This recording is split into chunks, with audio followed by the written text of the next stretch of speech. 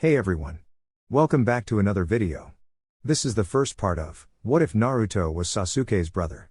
Summary, when the Uchiha adopt Naruto after the Kyūbi attack, he grows up as Itachi and Sasuke's brother instead of Konoha's outcast.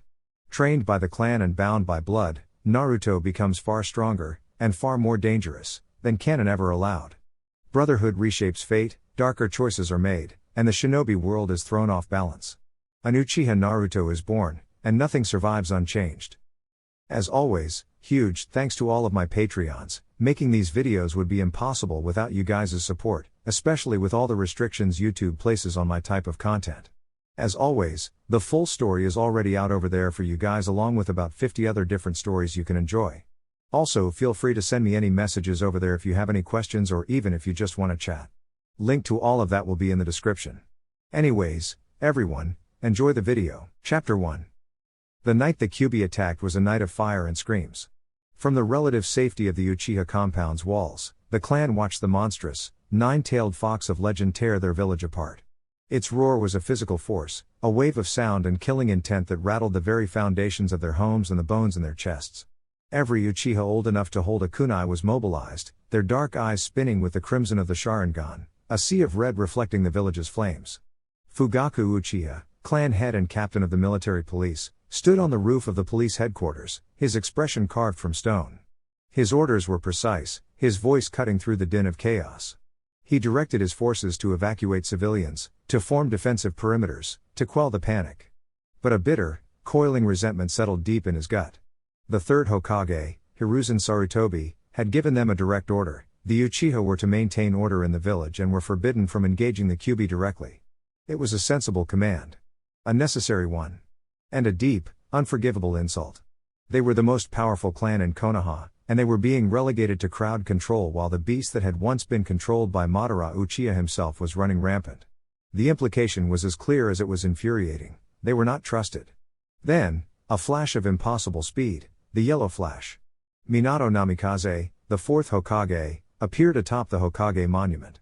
A moment later, a colossal toad and the Kyūbi vanished from the center of the village in a swirl of spatial ninjutsu, reappearing in the distant forests.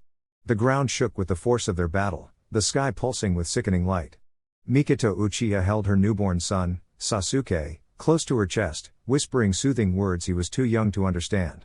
She watched the horizon from her window, her heart a frantic drum against her ribs. Kushina. Minato. She had just seen them yesterday.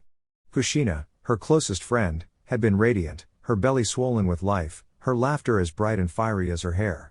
The final, blinding flash of light from the forest was followed by an unnatural silence. The Kyūbi's oppressive, malevolent chakra vanished. Just like that, it was over. The screams died down, replaced by the weeping of the wounded and the crackle of 1,000 fires.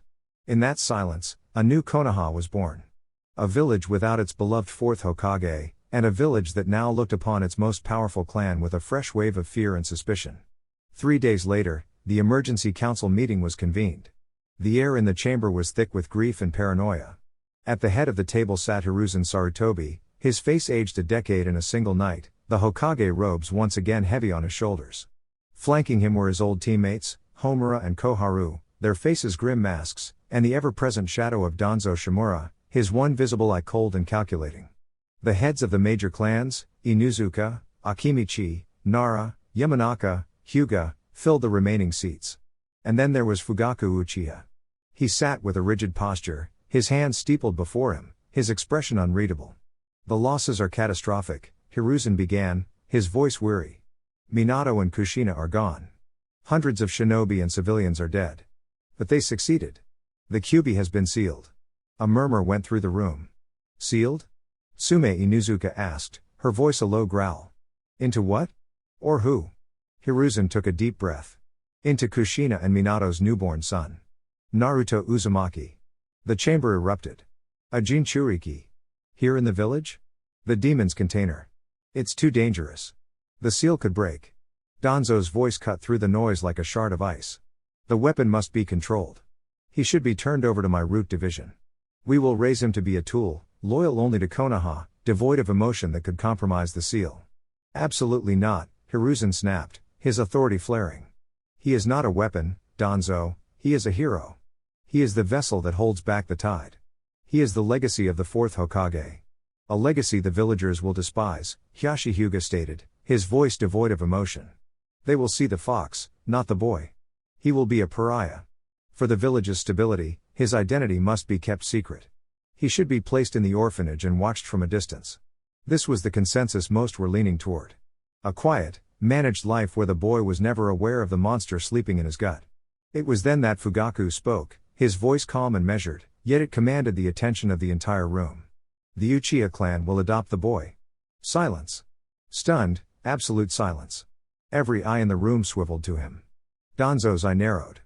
Hyashi's pale eyes widened almost imperceptibly. That is a generous offer, Fugaku-san, Hiruzen said carefully, but an unnecessary one. The village will provide for him. Will it? Fugaku countered, his gaze sweeping across the other clan heads. Or will you hide him away? Will you let him grow up alone, hated for a power he didn't ask for a sacrifice he didn't choose? Will you let the son of the fourth Hokage grow up an orphan, knowing nothing of his heritage? What heritage? A council elder scoffed. He is the last of a dead clan from a fallen village. Fugaku's lips curved into a faint, cold smile. Not quite. He reached into the folds of his robes and produced a long, ornate scroll, bound in dark leather and sealed with a wax emblem of the Uchiha fan. The room seemed to grow colder as he unfurled it on the table. It was the Uchiha clan register, a genealogical record so secret that only the clan head was permitted to view it. Our records are meticulous, Fugaku said, his finger tracing a line on the ancient parchment. We track every branch of our family, even those who marry outside the clan and forsake the Uchiha name. His finger stopped. He turned the scroll for the council to see. There, branching off from a side branch of the main family line 2 generations prior, was a name that made the blood run cold in several of the onlookers. Further down that same line, connected through marriage and births, was another name, written in the fourth Hokage's own elegant script, Minato Namikaze. Impossible, Koharu breathed. Minato. Had Uchiha blood? Hiruzen asked, his eyes wide as he stared at the proof. A quarter, on his father's side, Fugaku stated calmly. His paternal grandfather was an Uchiha who left the clan. A fact Minato was aware of, a fact we discussed privately. He was, by blood, my cousin. He let that sink in. Naruto is not just the son of the fourth Hokage. He is a child of the Uchiha. He has family. My wife and I will raise him alongside our own son, Sasuke, who was born shortly before the attack began. The political implications were staggering.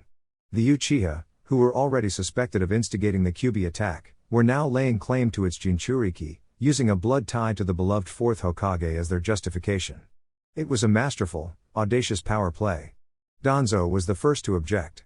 A trick. A forgery. You would place the village's greatest weapon within your own grasp. The scroll's authenticity can be verified by the Hokage's own archival seals, Fugaku said smoothly, not even gracing Danzo with a look.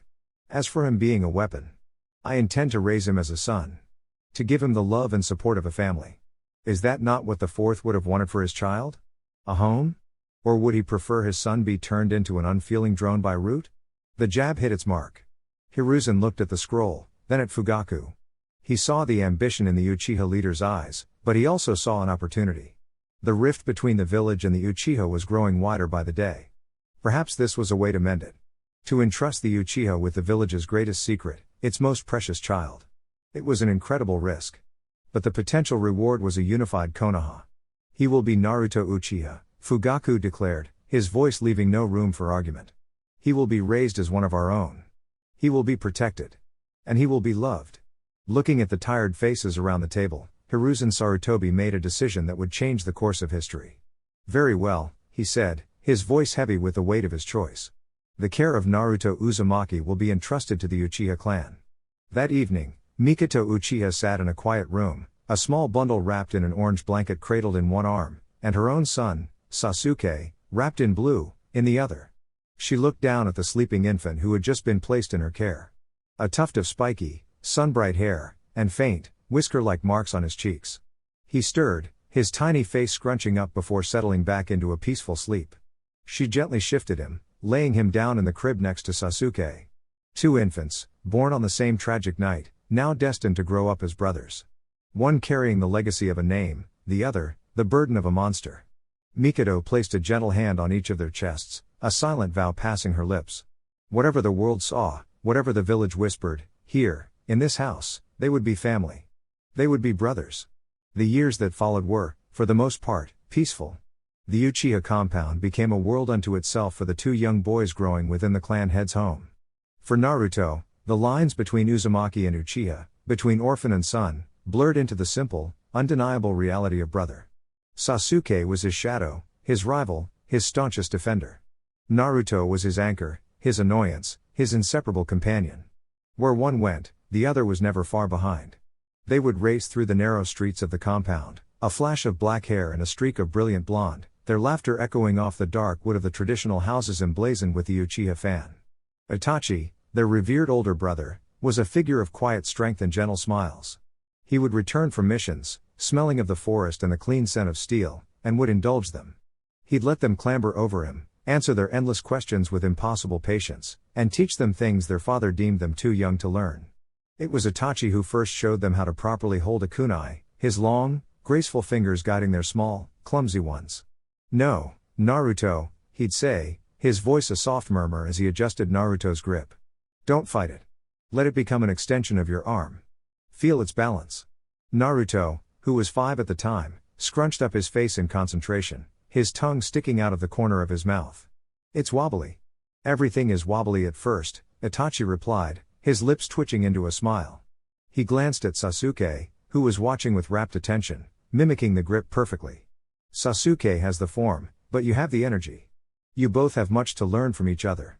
It was in these small moments that their brotherhood was forged. But outside the protective walls of their home, the world was not so kind.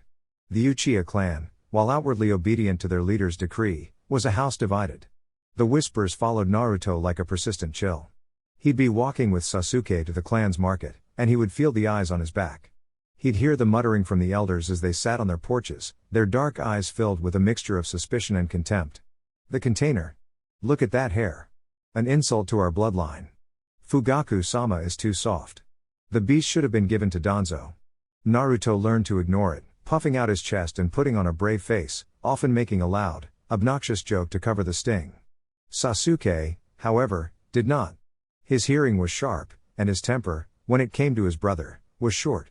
One sweltering afternoon, the two of them were practicing their aim on a row of targets at the edge of the training grounds. Naruto's throws were powerful but wild, his shuriken embedding themselves in the tree trunks, the fence, everywhere but the bullseye. Sasuke's were precise, each one striking the dead center with a satisfying thwack. "You're closing your eyes when you throw," Sasuke criticized, not for the first time. "Am not," Naruto retorted, lining up another throw. "I'm just visualizing the target." He let the shuriken fly. It spun wildly and clattered harmlessly against the side of the target post. A sneering laugh came from behind them. "What did you expect from the outsider? He can't even manage the basics." They turned. Two older Uchiha boys, cousins from a branch family, stood there with their arms crossed. The one who spoke, Yashiro, was known for his arrogance. Naruto's face fell, the usual bravado draining away. The word outsider hit him harder than any stray shuriken could. Before Naruto could even think of a retort, Sasuke stepped in front of him, his small body radiating a disproportionate amount of menace. "Say that again," he said, his voice dangerously low. Yashiro scoffed. "It's the truth, isn't it? He doesn't belong here. He's not one of us. He's just the Hokage's little monster, playing dress-up." The air crackled. Naruto saw Sasuke's hands clench into tight fists. He knew that look. It was the same look their father got right before he passed judgment on a criminal. "He is Naruto Uchiha," Sasuke bit out, each word sharp and distinct. "He's my brother. And he's more of an Uchiha than you'll ever be." "Oh yeah?" Yashiro took a threatening step forward. "And who's going to make me?" He never finished the sentence. A single shuriken whistled through the air from nowhere, spinning with blinding speed. It didn't strike Yashiro, but it passed so close to his cheek that it sliced a single, arrogant lock of his hair, pinning it to the tree behind him with a sharp thunk. Silence. Yashiro and his friend froze, their faces pale. Naruto and Sasuke looked in the direction the shuriken had come from. Itachi was leaning against a tree in the shade, an unreadable expression on his young face. He hadn't appeared to move a muscle. "Yashiro," Itachi said, his voice calm but carrying an unmistakable edge of command. "Apologize to my brothers." The older boy swallowed hard, his eyes wide with fear and respect. Itachi was the clan's prodigy, a genius already on the path to becoming a legend. His word was second only to Fugaku's. I'm sorry, Yashiro stammered, not looking at Naruto or Sasuke, but at Itachi. He quickly pulled his friend and scurried away. Itachi walked over to the two younger boys, his footsteps silent on the grass. He effortlessly plucked the shuriken from the tree and offered it back to Sasuke. Your aim is improving, Sasuke, he said softly. But your anger makes you predictable. He then turned to Naruto, who was staring at the ground, kicking at a loose stone. Itachi knelt down, putting him at eye level. Do not listen to them, Naruto, he said, his voice gentle. Their eyes are clouded by fear. They see a legend, a monster, a political tool. They do not see what I see. Naruto looked up, his blue eyes watery. What? What do you see? A rare, genuine smile touched Itachi's lips. He reached out and poked Naruto's forehead with 2 fingers, a gesture he usually reserved for Sasuke. I see my foolish little brother. He stood up, his gaze distant for a moment. Strength isn't just about hitting the target. It's about protecting those you care for. And true strength, he added, looking from Sasuke's determined face to Naruto's tear-streaked one, is having the courage to endure. To prove them wrong not with your fists, but with your actions. Can you two do that? Sasuke nodded fiercely, his resolve hardened. Naruto wiped his eyes with the back of his sleeve and gave a wobbly, but determined, nod of his own. Good, Itachi said. Now, let's fix that throw. You're not visualizing, Naruto. You're flinching.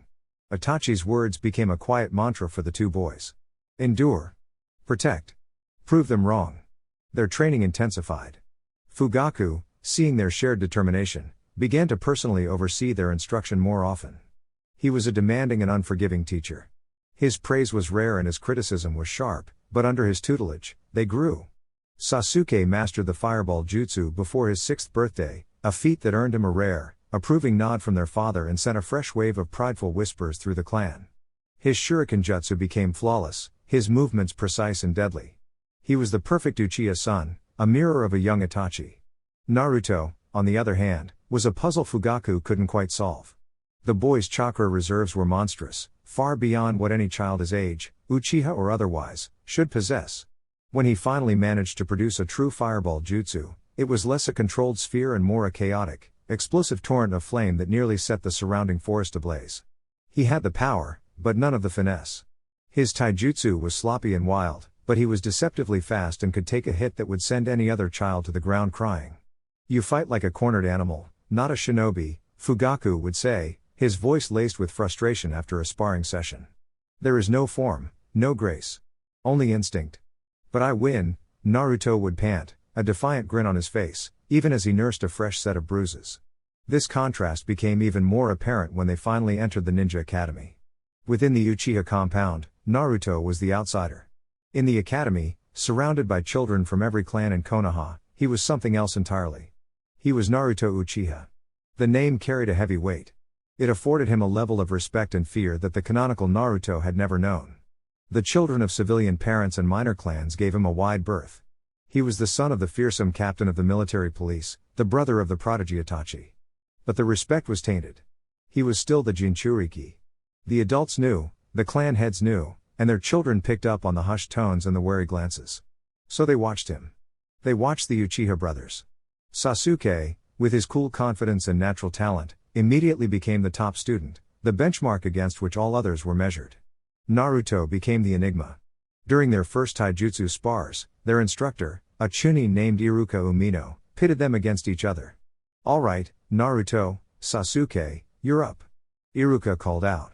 A buzz of excitement went through the class. The two Uchiha brothers. This would be a sight to see. Sasuke settled into the flawless Uchiha interceptor fist stance, his body relaxed but ready to spring. Naruto just bounced on his feet, rolling his shoulders and giving his brother a wide, eager grin. Ready to lose, Suke? Your stance is a mess, Sasuke replied coolly. Begin, Iruka shouted. Sasuke moved first, a blur of motion, his attack a textbook perfect series of strikes aimed at Naruto's pressure points. Naruto, instead of meeting him with a refined block, did something no one expected. He dropped, rolling forward between Sasuke's legs and popping up behind him, swiping at his ankles. The unorthodox move took Sasuke by surprise. He stumbled, his perfect form broken. He spun around, annoyance flashing in his dark eyes, and threw a sharp kick. Naruto didn't try to block it. He took the blow to his side, grunting at the impact, but used the momentum to grab Sasuke's leg, pulling him off balance. They tumbled to the ground in a messy heap of flailing limbs.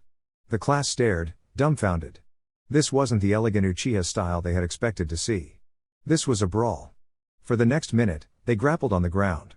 Sasuke, being the more technical fighter, tried to lock in submission holds. But Naruto was like an eel, slippery, unpredictable, and surprisingly strong. He didn't fight with technique, he fought with an explosive, chaotic energy that was impossible to anticipate. Finally, Iruka called a stop to the match, declaring it a draw. As they dusted themselves off, Sasuke shot Naruto a frustrated look. "What was that? You weren't even trying to fight properly." "I was trying to win," Naruto shot back, rubbing his sore side. "And it worked, didn't it?" "You didn't win either." That evening, as they walked home, the setting sun casting their long shadows ahead of them, Sasuke was unusually quiet. "Father is right," he said finally, his voice low. "Huh? About what?" Naruto asked, kicking a pebble along the path. "Your form. It's all instinct," Sasuke said. "It's sloppy. But it's also why I couldn't beat you." He looked at Naruto, a flicker of grudging respect in his eyes. "No one in the clan fights like you. No one expects it." Naruto grinned. "See? I told you. It's called being unpredictable." Their conversation was cut short as they rounded the corner to their home. Fugaku was standing there, waiting for them. He wasn't alone. 2 senior members of the military police were with him, their faces grim. "Naruto." "Sasuke," Fugaku said, his voice devoid of its usual paternal warmth. It was the voice of the captain. "Go inside to your mother. Now." The boys exchanged a worried glance but obeyed without question. As they slid the door open, Naruto glanced back over his shoulder. He saw his father looking not at him, but past him, his gaze fixed on the village looming beyond the compound walls. The setting sun made the windows of the Hokage tower gleam like a single, watchful eye. And for the first time, Naruto felt a new kind of chill. It wasn't the whispers of the clan elders or the wary looks from the villagers. It was something bigger, a tension in the air that felt like the stillness before a great and terrible storm. The peace he had known his entire life suddenly felt fragile, like a thin sheet of ice over a dark, deep lake. The heavy wooden door slid shut behind them, muffling the grim conversation outside and plunging the entryway into the warm, familiar gloom of their home. The scent of simmering broth and rice hung in the air, a comforting aroma that did little to soothe the knot of anxiety in Naruto's stomach. Mikoto was in the kitchen, her back to them. She was arranging vegetables on a cutting board with a slow, deliberate precision that was uncharacteristic of her usually fluid movements. "Mother?" Sasuke's voice was a hesitant whisper. "Is everything all right?" Mikoto flinched, a barely perceptible tightening of her shoulders. She turned, a gentle, practiced smile on her face that didn't quite reach her eyes. "Of course, Sasuke. Your father is just busy with police work. Wash your hands, both of you. Dinner is almost ready." Her reassurance felt thin, a paper screen hiding something far more serious. Naruto and Sasuke exchanged another look. They knew the police work voice. This was different. This was something that had followed their father home. Dinner was a quiet, tense affair. Itachi's seat was empty, he was away on a mission for the Anbu Black Ops, a fact that normally filled the boys with a sense of pride, but tonight only added to the feeling of unease. Fugaku eventually joined them, his face still a thunderous mask. He ate in silence, his chopsticks clicking softly against his bowl, the only sound in the room. He answered his son's tentative questions with noncommittal grunts, his mind clearly 1,000 miles away. After the meal, Mikoto shooed them off to their room. "Get ready for bed. You have the academy in the morning." Naruto and Sasuke lay in their futons, the darkness of their shared room feeling heavier than usual. The sounds of the compound at night, the chirping of crickets, the distant bark of an Inuzuka hound, the soft rustle of leaves, were drowned out by a low, dangerous murmur of voices coming from the main hall of the house. "They're still here," Naruto whispered, staring up at the ceiling. "The elders," Sasuke whispered back, his voice tight. "I saw Elder Inabi's face when we came in. He looked angry." Curiosity warred with the ingrained obedience to their father's orders. For once, curiosity won. Silently, as one, they slipped out of their beds. They moved with a stealth that would have made their instructors proud, their bare feet making no sound on the cool wooden floors. They crept down the hallway until they reached the shoji screen of the main hall, pressing their ears close to the thin paper. Inside, the air was thick with tension. They could hear their father's voice, low and strained, and the harsher, more agitated tones of the clan elders. Is an outrage, Fugaku. It was Inabi's voice, sharp with indignation. Shisui was one of our brightest stars. The official report says suicide? Nonsense. His body was found in the Naka River, one of his eyes missing. This has Danzo's handiwork all over it. A wave of shock washed over Naruto. Shisui? He was Itachi's best friend, a prodigy famous for his body flicker technique. He had always been kind to them, ruffling their hair and showing them simple genjutsu. Dead? There is no proof of that, Fugaku's voice cut in, a low growl of authority. Shisui left a note. He was weary of the clan's duties. A note that could easily be forged. Another elder spat. They are isolating us, Fugaku. First, they blame us for the Kyūbi attack and move our entire clan to this corner of the village. Then they deny us any real position of power in the council.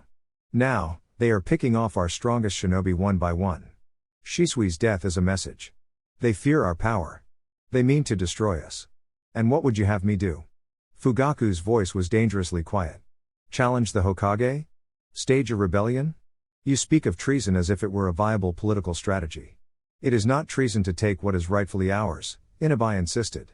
The Uchiha founded this village alongside the Senju. We should have a say in its future. The will of fire has burned out, Fugaku.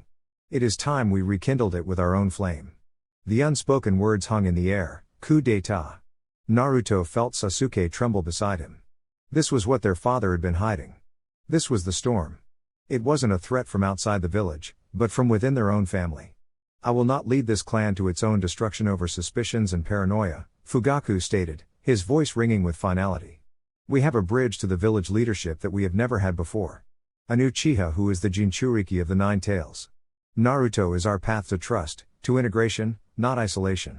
His presence here has bought us goodwill we cannot afford to squander. The demon brat? Inabi scoffed. You place your faith in an outsider? In the very beast that they use as an excuse to mistrust us? You have gone soft, Fugaku. That boy has clouded your judgment. Naruto flinched as if struck.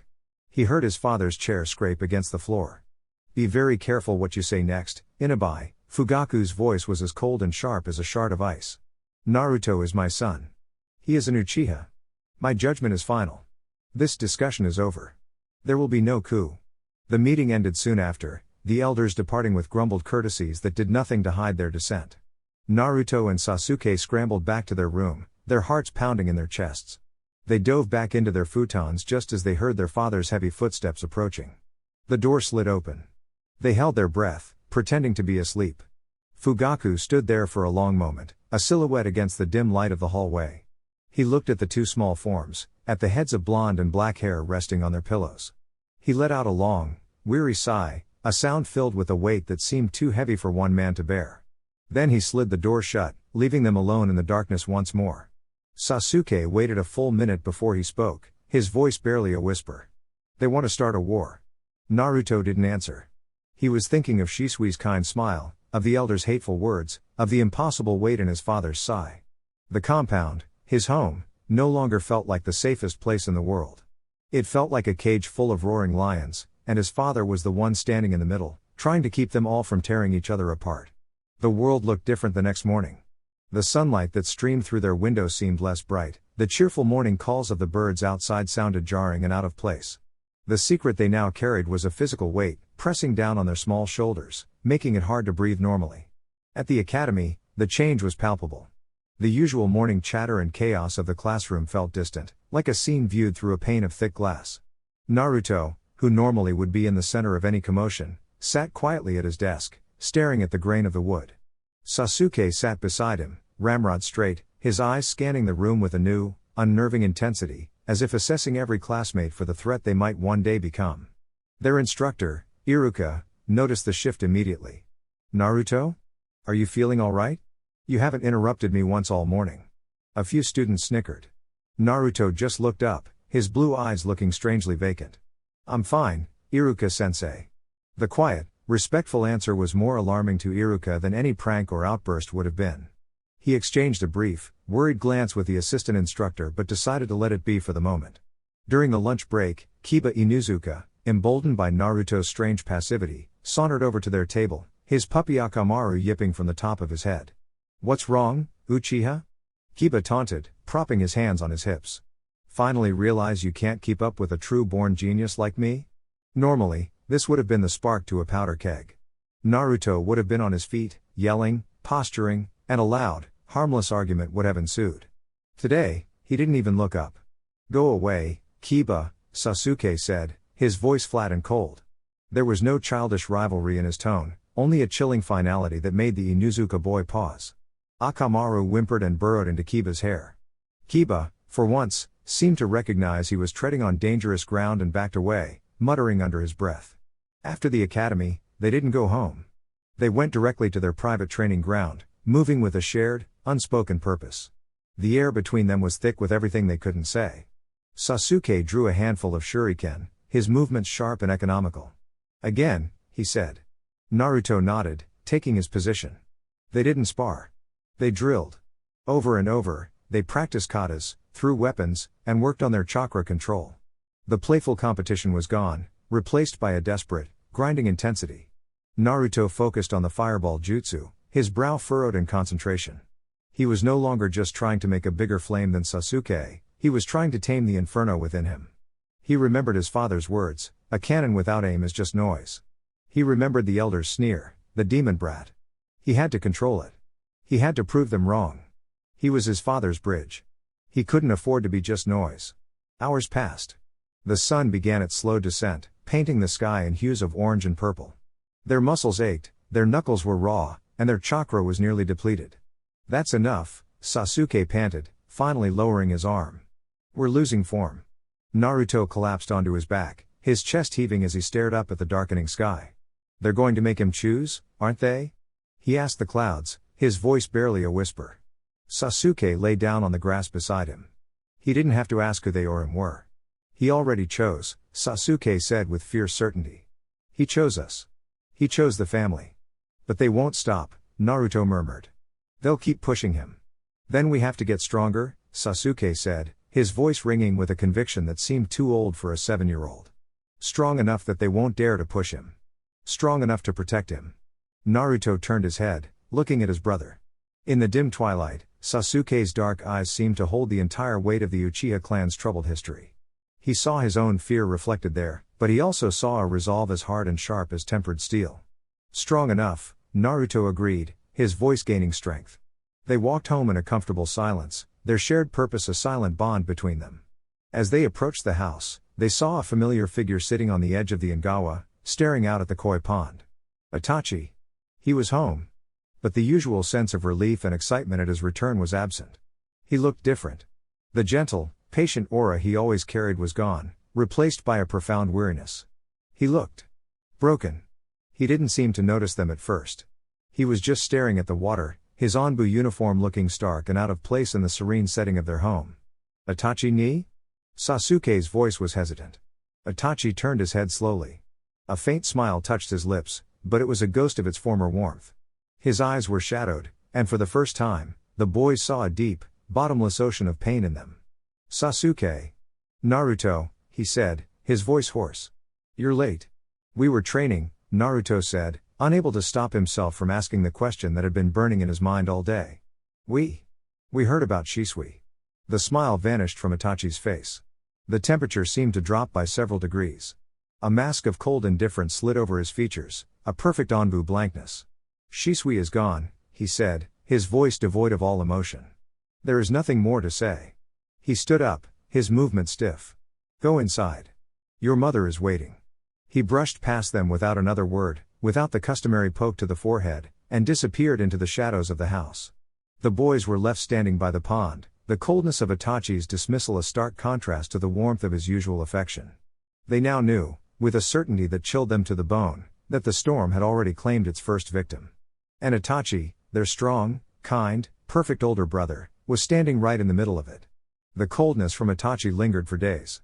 He was a ghost in their home, moving with a silent, detached grace that felt more like an Anbu operative than a son or brother.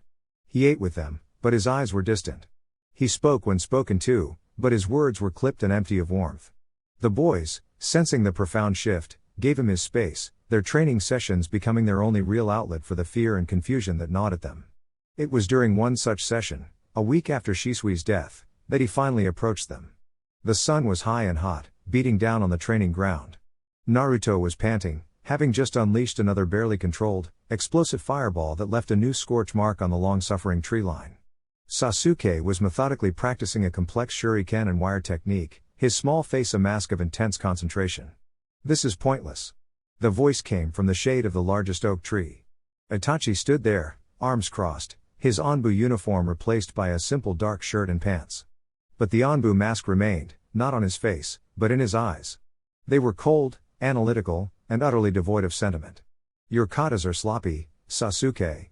You rely too much on the Sharingan you don't even have yet," he said, his gaze flicking to his younger brother. "You anticipate, but you don't adapt." He then turned to Naruto. "And you? You treat your chakra like a club. You swing it wildly, hoping to hit something. You have the reserves of a jonin and the control of a toddler. Both of you are training to be good little academy students. You are not training to be shinobi. You are not training to survive." The words were sharper than any kunai, and they hit their marks. Sasuke's face tightened with indignation, while Naruto's jaw dropped in a mixture of hurt and anger. "We're trying," Naruto protested. "We're getting stronger." "Are you?" Itachi asked, taking a slow step forward. "The world is not a sparring match. Your enemies will not follow the rules of the academy. The time for playing ninja is over." He stopped in the center of the field, his presence commanding the entire space. "What you are doing will take years to bear fruit. We do not have years." He raised a single hand, the fingers forming a simple cross sign. "Shadow clone jutsu." With a soft poof of smoke, an exact duplicate of Itachi appeared beside him. The boys stared, their eyes wide. They knew of the clone jutsu, the simple, intangible illusions they were learning at the academy. This was different. This clone was solid, real. It was a forbidden technique, a jonin-level jutsu. "A shinobi's greatest assets are his time and his information," Itachi said, his voice and his clone speaking in perfect, unnerving unison. "This jutsu grants you both." The clone moved, blurring through a series of complex hand signs, while the real Itachi stood perfectly still. Most use these clones for diversion, for reconnaissance. That is their most basic function. But their true secret, the reason this jutsu is so heavily guarded, is far more profound. The clone finished its hand signs and then, with another poof, vanished into a cloud of smoke. Itachi's eyes closed for a fraction of a second. When they opened, they seemed sharper, holding a new piece of information. "When a shadow clone is dispersed," he explained, his voice low and serious, "all of its experiences, everything it saw, heard, and learned, is transferred directly back to the original user. An hour of training for a clone is an hour of experience for you. 100 clones training for 1 hour is 100 hours of experience gained in 60 minutes. The implication of his words settled over them, vast and staggering. It wasn't just a jutsu. It was a key. A way to cheat time itself. "I am teaching you this for one reason," Itachi continued, his gaze piercing, pinning them in place. "A storm is coming. I do not know what form it will take, but it will threaten this clan and this village. When it arrives, you will not be children. You will be shinobi. You will be strong enough to stand on your own. I will make sure of it." His tone left no room for argument. This wasn't the kind older brother offering a new trick. This was their captain giving them their mission. "Sasuke," he commanded. "Your chakra control is precise. You will create one clone. You will have it practice the fireball jutsu while you perfect your shuriken jutsu. The goal is perfect execution of 2 separate tasks simultaneously." He then turned to Naruto. "Naruto. Your reserves are your greatest weapon. You will create as many clones as you can. You will set half of them to work on chakra control exercises, leaf balancing, tree climbing. The other half will spar against you, one after another. You will learn to fight, to adapt, and to endure. You will learn control through exhaustion." He looked at them both, the hardness in his eyes softening for just a moment, revealing a flicker of the loving brother beneath the harsh instructor. "This will not be easy. I will push you until you break. And then I will push you further. But you will not fail. I will not allow it." He stepped back, resuming his position in the shade of the oak tree. "Begin." The boys looked at each other, a silent understanding passing between them. The weight of their secret, the fear of the coming storm, Itachi's pain, it all coalesced into a single, burning point of resolve. Their childhood had ended the night they overheard the elders. This was the start of what came next. With a shared, determined nod, they turned and began their real training. The command to begin hung in the air, heavy and absolute. For a moment, both boys were frozen, the sheer scale of what Itachi was asking of them threatening to overwhelm them. Sasuke moved first. He brought his hands up into the cross-shaped seal, his brow furrowed in concentration. He carefully molded his chakra, pulling on the precise amount he thought was needed. Shadow Clone Jutsu. There was a puff of smoke, and standing beside him was a pale, semi-translucent, vaguely Sasuke-shaped lump of chakra. It wavered like a heat haze, its features indistinct and malformed. It took 2 wobbly steps before dissolving into a pathetic wisp of smoke. Sasuke staggered, a sharp headache lancing through his skull. The feedback from even that failed clone was jarring. From the shade, Itachi's voice was unforgiving. Too little chakra. You are afraid of the technique. Do it again. Sasuke gritted his teeth and tried again, his pride stinging. Then, it was Naruto's turn. He mimicked the seal, but he didn't bother with precision. He just reached inside himself, grabbed the raging ocean of energy he always felt, and pulled. Shadow Clone Jutsu. The result was not a single puff of smoke. It was an explosion. The training ground was instantly engulfed in a thick white cloud.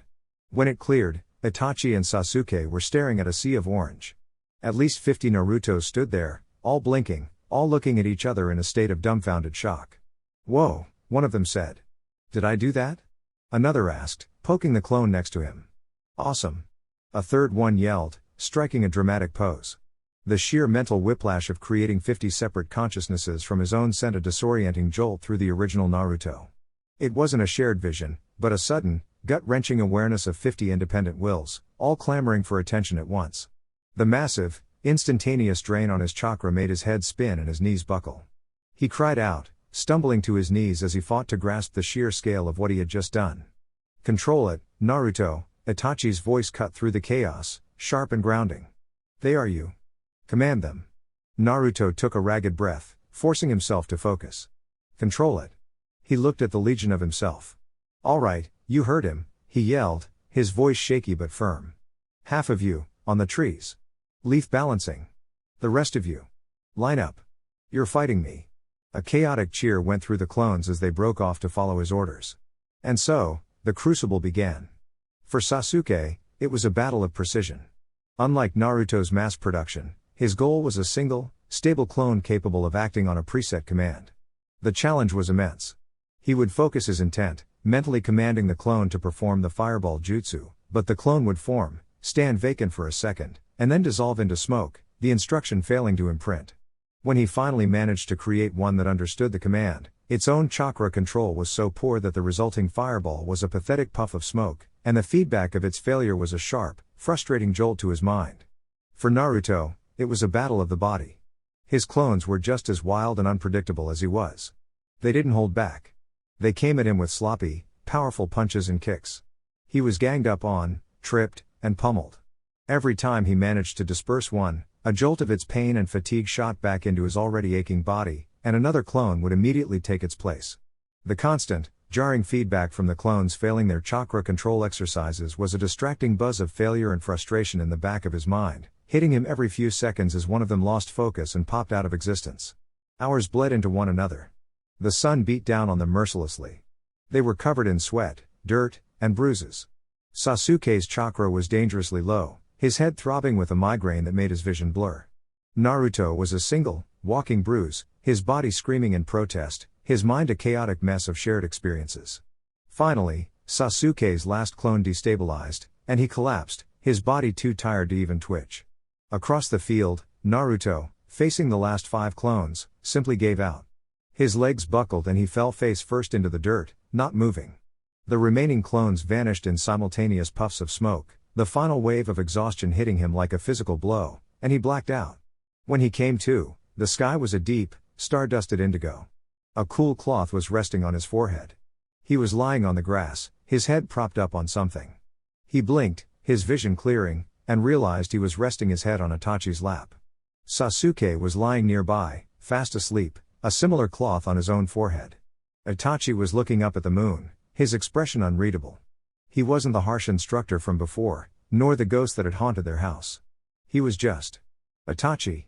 "You're awake," he said softly, not looking down. "I failed," Naruto rasped, his throat dry. "No," Itachi said. "You endured." There is a difference. He finally looked down, and in the pale moonlight, the coldness in his eyes was gone, replaced by a familiar, profound sadness. Today, you gained weeks of experience. You learned more about control and stamina than a month in the academy could ever teach you. He reached into a pouch and pulled out a small container of medicinal salve. He gently began dabbing it onto the worst of Naruto's cuts and bruises, his touch surprisingly gentle. "This is your life now," Itachi said, his voice a low murmur. "Pain, exhaustion, and growth. There is no room for anything else." Naruto didn't say anything. He just lay there, letting his older brother tend to his wounds. The pain was real, the exhaustion was bone deep, but for the first time since Shisui's death, he felt a flicker of something he thought had been lost.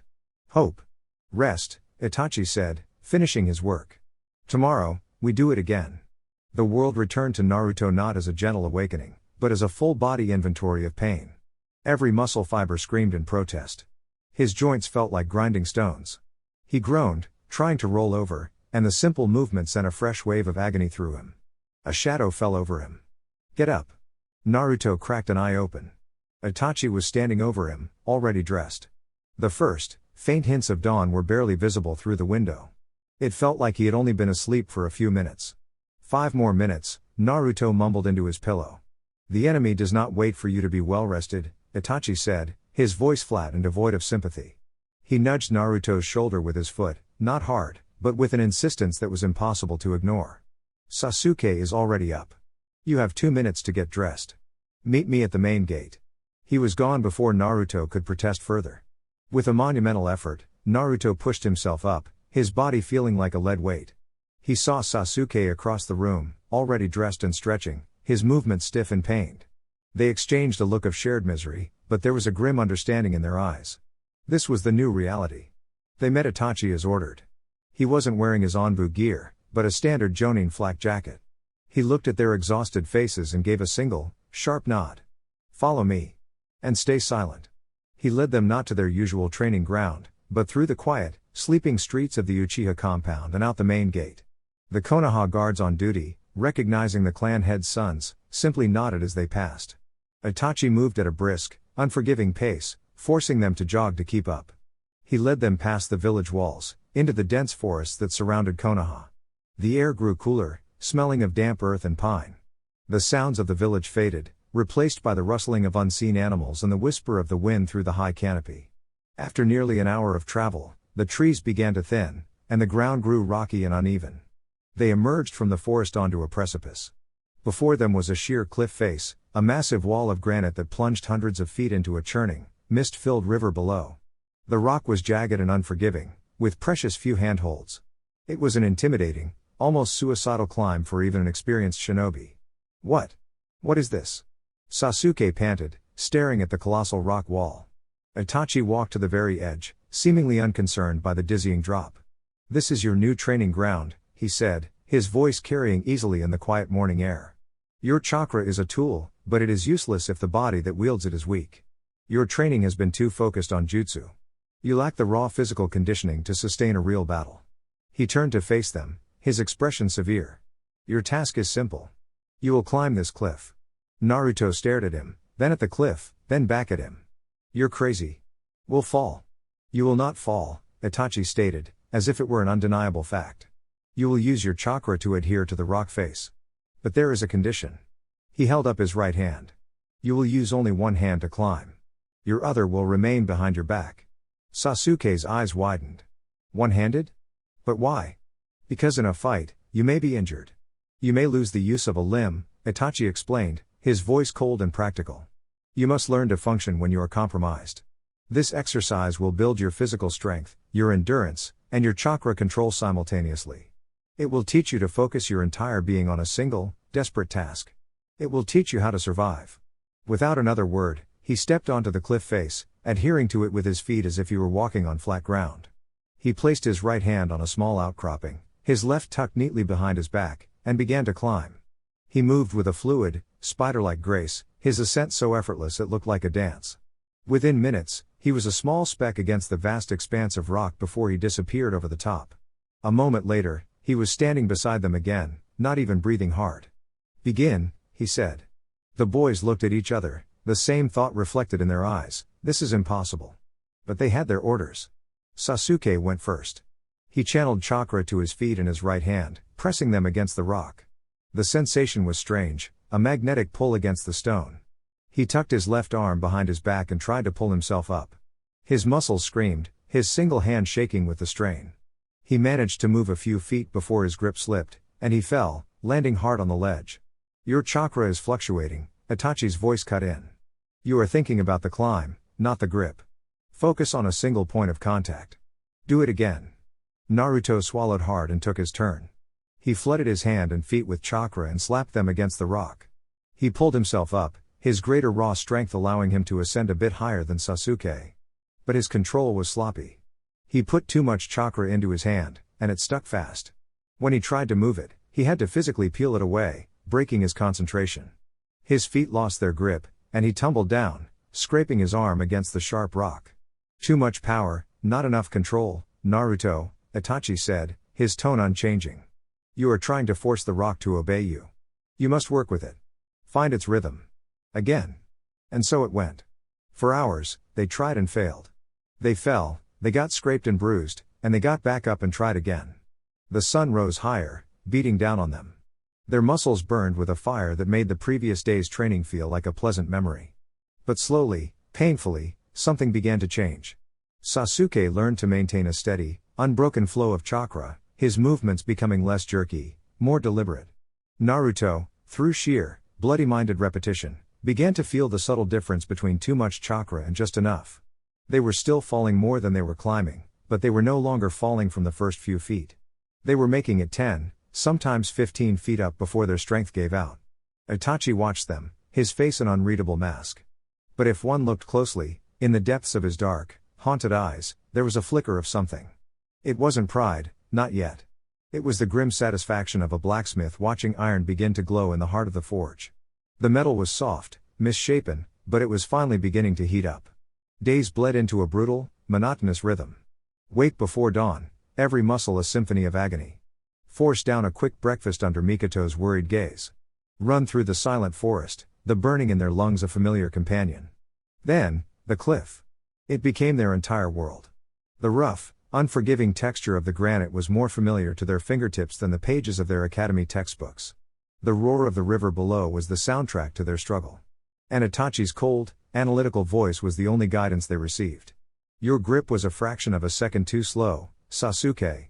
On a battlefield, that hesitation would have been a kunai in your back. You're relying on your arms too much, Naruto. Your legs are stronger. Use them. Drive yourself upward. Again. The word became a hammer, chipping away at their weakness, their fatigue, their childish limitations. And under that relentless pressure, they began to change. Sasuke's progress was a study in precision. He learned to read the rock face, to see the almost invisible fissures and handholds that offered the most stable purchase. His chakra flow became as steady and unconscious as his own breathing. He no longer fell. His challenge became speed, efficiency, a race against his own previous ascents. Naruto's progress was an explosion of endurance. He never achieved Sasuke's grace, his movements often remaining clumsy and forceful. But his reserves were a bottomless well. Where Sasuke's muscles would begin to tremble from sustained, precise effort, Naruto would just grit his teeth and keep going, his body fueled by a stubborn refusal to quit and the vast, churning sea of chakra within him. He learned to use his chakra in short, powerful bursts to propel himself upward, a style that was ugly but brutally effective. Their rivalry took on a new, sharper edge. It was no longer about who could throw a better shuriken. It was about who could get 10 feet higher before their strength gave out. One afternoon, nearly a month into their new regimen, Naruto was 20 feet up, his single hand burning with the strain. He reached for a new handhold, but his focus wavered for a split second. His chakra-laced grip sputtered. His fingers slipped. He didn't even have time to yell. He just felt the sickening lurch of gravity taking hold. But he didn't fall far. A hand, strong and steady, shot out from above and clamped around his wrist like a vice. Naruto dangled, his heart hammering against his ribs, looking up into Sasuke's face. His brother was 5 feet above him, his own body pressed flat against the rock, his single arm straining, muscles trembling with the effort of holding them both. Don't you dare fall, Sasuke gritted out, his teeth clenched. For a moment, they just hung there, Two small boys suspended between the sky and the river, held together by a single, desperate grip. In that moment, Naruto saw it all, the rivalry, the frustration, the deep, unshakable bond that tied them together. He wasn't just Naruto. Sasuke wasn't just Sasuke. They were a unit. Finding a new surge of adrenaline, Naruto swung his body, his free hand slapping against the rock face, his chakra flaring to life and locking him in place. The pressure on Sasuke's arm vanished. They paused, catching their breath, neither one saying a word. They didn't need to. From the ledge below, Itachi's voice was as impassive as ever. You hesitated for 1.7 seconds, Sasuke. Next time, it might be an enemy pulling you down, not your brother. Keep climbing. They did. And that day, for the first time, they saw the top not as an impossible dream, but as a destination. The day they finally made it, the sun was setting. Their bodies were screaming, their chakra was scraped down to the very dregs, and their hands were raw and bleeding. But they pulled themselves over the final ledge together, collapsing onto the flat, windswept summit in a heap of exhausted limbs. They lay there for a long time, panting, the cool evening breeze a balm on their overheated skin. The world looked different from up here. The forest they had run through was a vast, green carpet. The river below was a silver ribbon. In the distance, the village of Konoha was a cluster of lights, warm and inviting. They had done it. A moment later, Itachi landed silently beside them. He looked down at their battered, triumphant forms. He didn't offer praise or congratulations. He simply placed 2 water canteens and a pair of rice balls on the ground between them. You've reached the starting line, he said, his voice quiet as he looked out at the distant village. The real training begins now. Naruto and Sasuke stared at their older brother, the exhaustion momentarily forgotten, replaced by a sense of bewildered indignation. The starting line? They had just conquered a mountain. Their hands were shredded, their bodies felt like they'd been trampled by a herd of summons, and he was calling it the starting line? As if reading their thoughts, Itachi's expression remained unchanged. Your bodies are now conditioned to withstand the strain of advanced techniques. Your chakra pools have expanded. Your control is no longer that of a child. You have built the foundations. Now, we build the house. He sat down cross-legged in front of them, his posture relaxed but his presence as commanding as ever. He gestured for them to eat the rice balls he'd brought. They did so, the simple meal of salted rice and pickled plum tasting like the most exquisite feast they'd ever had. Everything you have done so far, the fireball jutsu, adhering to walls, the shadow clone, is an application of shape transformation, Itachi began, his voice taking on a professorial tone. You are molding your chakra, giving it form and purpose. But that is only half of the equation. The other half is nature transformation. He held up his hand, channeling a tiny, almost invisible wisp of chakra to his fingertip. Every shinobi has a natural affinity for one of the 5 basic elements: fire, wind, lightning, earth, and water. An Uchiha's affinity is almost always fire. It is why our signature jutsu is so powerful in our hands. With a flicker of intent, the wisp of chakra on his fingertip ignited into a tiny, dancing flame. This is adding a fire nature to my chakra. The flame then extinguished, and a miniature crackle of lightning, no bigger than a thumbnail, sparked in its place. Lightning. The lightning vanished, replaced by a single, perfect drop of water that hovered in the air before falling to the rock. Water. The boys watched, mesmerized. This was a level of control they couldn't even comprehend. Mastering your own nature is the key to unlocking your true potential as a shinobi, Itachi continued. Attempting to use a nature you don't have an affinity for is inefficient and weak. But when you combine a nature transformation with a shape transformation, you create a true jutsu. He reached into his pouch and pulled out 2 small, blank squares of what looked like thin paper. He handed one to each of them. This is chakra induction paper, he explained. It reacts to the slightest signature of chakra. Channel your energy into it, and it will reveal your affinity. He held up his own piece. If it ignites, your affinity is fire. If it splits, wind. If it wrinkles, lightning. If it turns to dust, earth. And if it becomes damp, water. Sasuke went first, his eyes gleaming with a competitive fire. He took the paper between his thumb and forefinger and focused. The moment his chakra touched it, the paper crinkled up into a tight, wrinkled ball. A second later, a corner of the wrinkled ball blackened and smoldered, turning to ash. Itachi nodded, a flicker of approval in his eyes. Lightning is your primary, and fire is your secondary. A powerful combination, and a rare one. Your potential for speed and destruction is high. Sasuke's chest puffed out with pride. He looked expectantly at Naruto. Naruto took a deep breath and channeled his own chakra into the paper. The reaction was immediate and bizarre. The paper didn't just become damp, it became completely, utterly soaked, as if it had been dunked in the river below. Then, before anyone could comment, the sodden paper sliced itself neatly in half. Silence. Sasuke stared, his pride forgotten, replaced by sheer confusion. It did too. How can it do too? Itachi's unreadable expression was, for the first time in a long time, tinged with genuine surprise. He took the two halves of the paper from Naruto's hand, examining them closely. Two primary affinities, he murmured, almost to himself. Water and wind. The Uzumaki bloodline was known for its mastery of water style. But wind is your natural inclination. He looked at Naruto, his gaze intense, as if seeing a whole new set of possibilities and problems. This is highly unusual. And incredibly potent. Wind enhances fire and is the strongest counter to lightning. Water is the strongest counter to fire. He looked from Naruto's dual-natured paper to Sasuke's. The strategic implications were immediately clear. They weren't just brothers with different strengths, they were a perfectly balanced elemental team. One's strength was the other's counter, and their potential synergy was off the charts. Your paths from here will be different, Itachi said, standing up.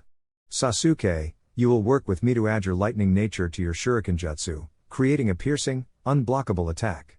Naruto, he turned to his other brother, your task will be more difficult. You will learn to harness the wind. Your first task will be to use your chakra to do this. He picked up a single leaf from the ground and held it in his palm.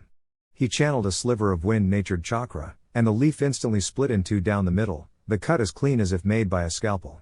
You will do this with 1,000 leaves. Your shadow clones will help. He tossed the leaf to Naruto. The message was clear. The physical crucible was over. The elemental crucible had just begun. The climb down the cliff in the dark was a quiet, humbling affair. The triumph of reaching the summit had faded, replaced by the daunting reality of their new tasks. The leaf Naruto held felt impossibly complex, and the weight of the kunai in Sasuke's pouch felt heavier than ever before. The next day, they did not return to the cliff. Itachi led them back to the familiar, raked dirt of the clan's main training ground. The physical agony of the past month had subsided into a dull, thrumming ache, a new baseline of existence. But the exhaustion they were about to face was of a different nature entirely. Sasuke, Itachi began, drawing a single kunai. The principle of your training is focus. Lightning chakra is chaotic, destructive. To wield it, your will must be absolute. He held the kunai between his fingers. The ultimate expression of lightning nature is an assassination jutsu, one that concentrates all of its power into a single, unstoppable point. For a breathtaking instant, a blinding white-blue aura of lightning erupted around Itachi's free hand. It didn't form a shape, but the sound it made, the shriek of 1,000 birds, was deafening, and the air filled with the sharp scent of ozone. It vanished as quickly as it appeared. Sasuke stared, his eyes wide with awe and a little bit of fear. What was that? Potential, Itachi said simply. Before you can run, you must learn to stand. Your task is to channel a stable current of lightning chakra, no bigger than a spark, onto the tip of this kunai. It must not flicker. It must not waver. It must be a part of the blade. Begin. While Sasuke settled into a meditative stance, kunai held before him, Itachi turned to Naruto. Your task, Naruto, is the opposite of focus. It is about division. Wind chakra is sharp, versatile, and formless. To master it, you must learn to make it an extension of your body, as natural as breathing. Naruto grinned, brimming with confidence. No problem. 1,000 leaves, coming right up. He formed the seal, and in a rolling explosion of smoke, the training ground was filled. 200 Naruto clones blinked into existence, a veritable army of orange and blue. The sudden drain made the original Naruto's head swim for a second, but he quickly recovered. All right, guys. You heard him. Find a leaf and get to slicing, he commanded. The scene descended into organized chaos. Clones scrambled for leaves, sitting cross-legged in every available patch of grass, each one staring at a single leaf with comical intensity. The hours that followed were a study in frustration. Sasuke gritted his teeth, his entire being focused on the kunai. He could generate the lightning chakra, he could feel it, a buzzing, humming energy in his tenketsu, but the moment he tried to project it onto the steel, it would either dissipate into nothing or arc wildly, shocking his own hand with a painful jolt. He was trying to tame a storm with a thread. Meanwhile, Naruto's side of the field was a maelstrom of failure. The clones, each with a copy of his own impatience, were getting nowhere. Some tried to force their chakra into the leaf, which only made it flutter. Others, drawing on their Uchiha training, accidentally channeled unfocused fire nature, causing their leaves to smolder and burn up. Poof! A clone vanished, the feedback hitting Naruto as a wave of frustration and the phantom smell of burnt leaves. Poof! Poof! 2 more went, their combined annoyance a sharp jab in his mind. The problem was the concept. How do you make your chakra sharp? He and his clones were trying to push it, to force it, but wind wasn't about pushing. It was about something else. Something he couldn't grasp. By late afternoon, Sasuke's hand was numb from self-inflicted shocks, and he had only managed to make the kunai's tip spark erratically for a split second. Naruto was pale and sweating, not from physical exertion, but from the constant, draining mental feedback of 200 clones failing in unison. The ground around him was littered with torn, crumpled, and burnt leaves.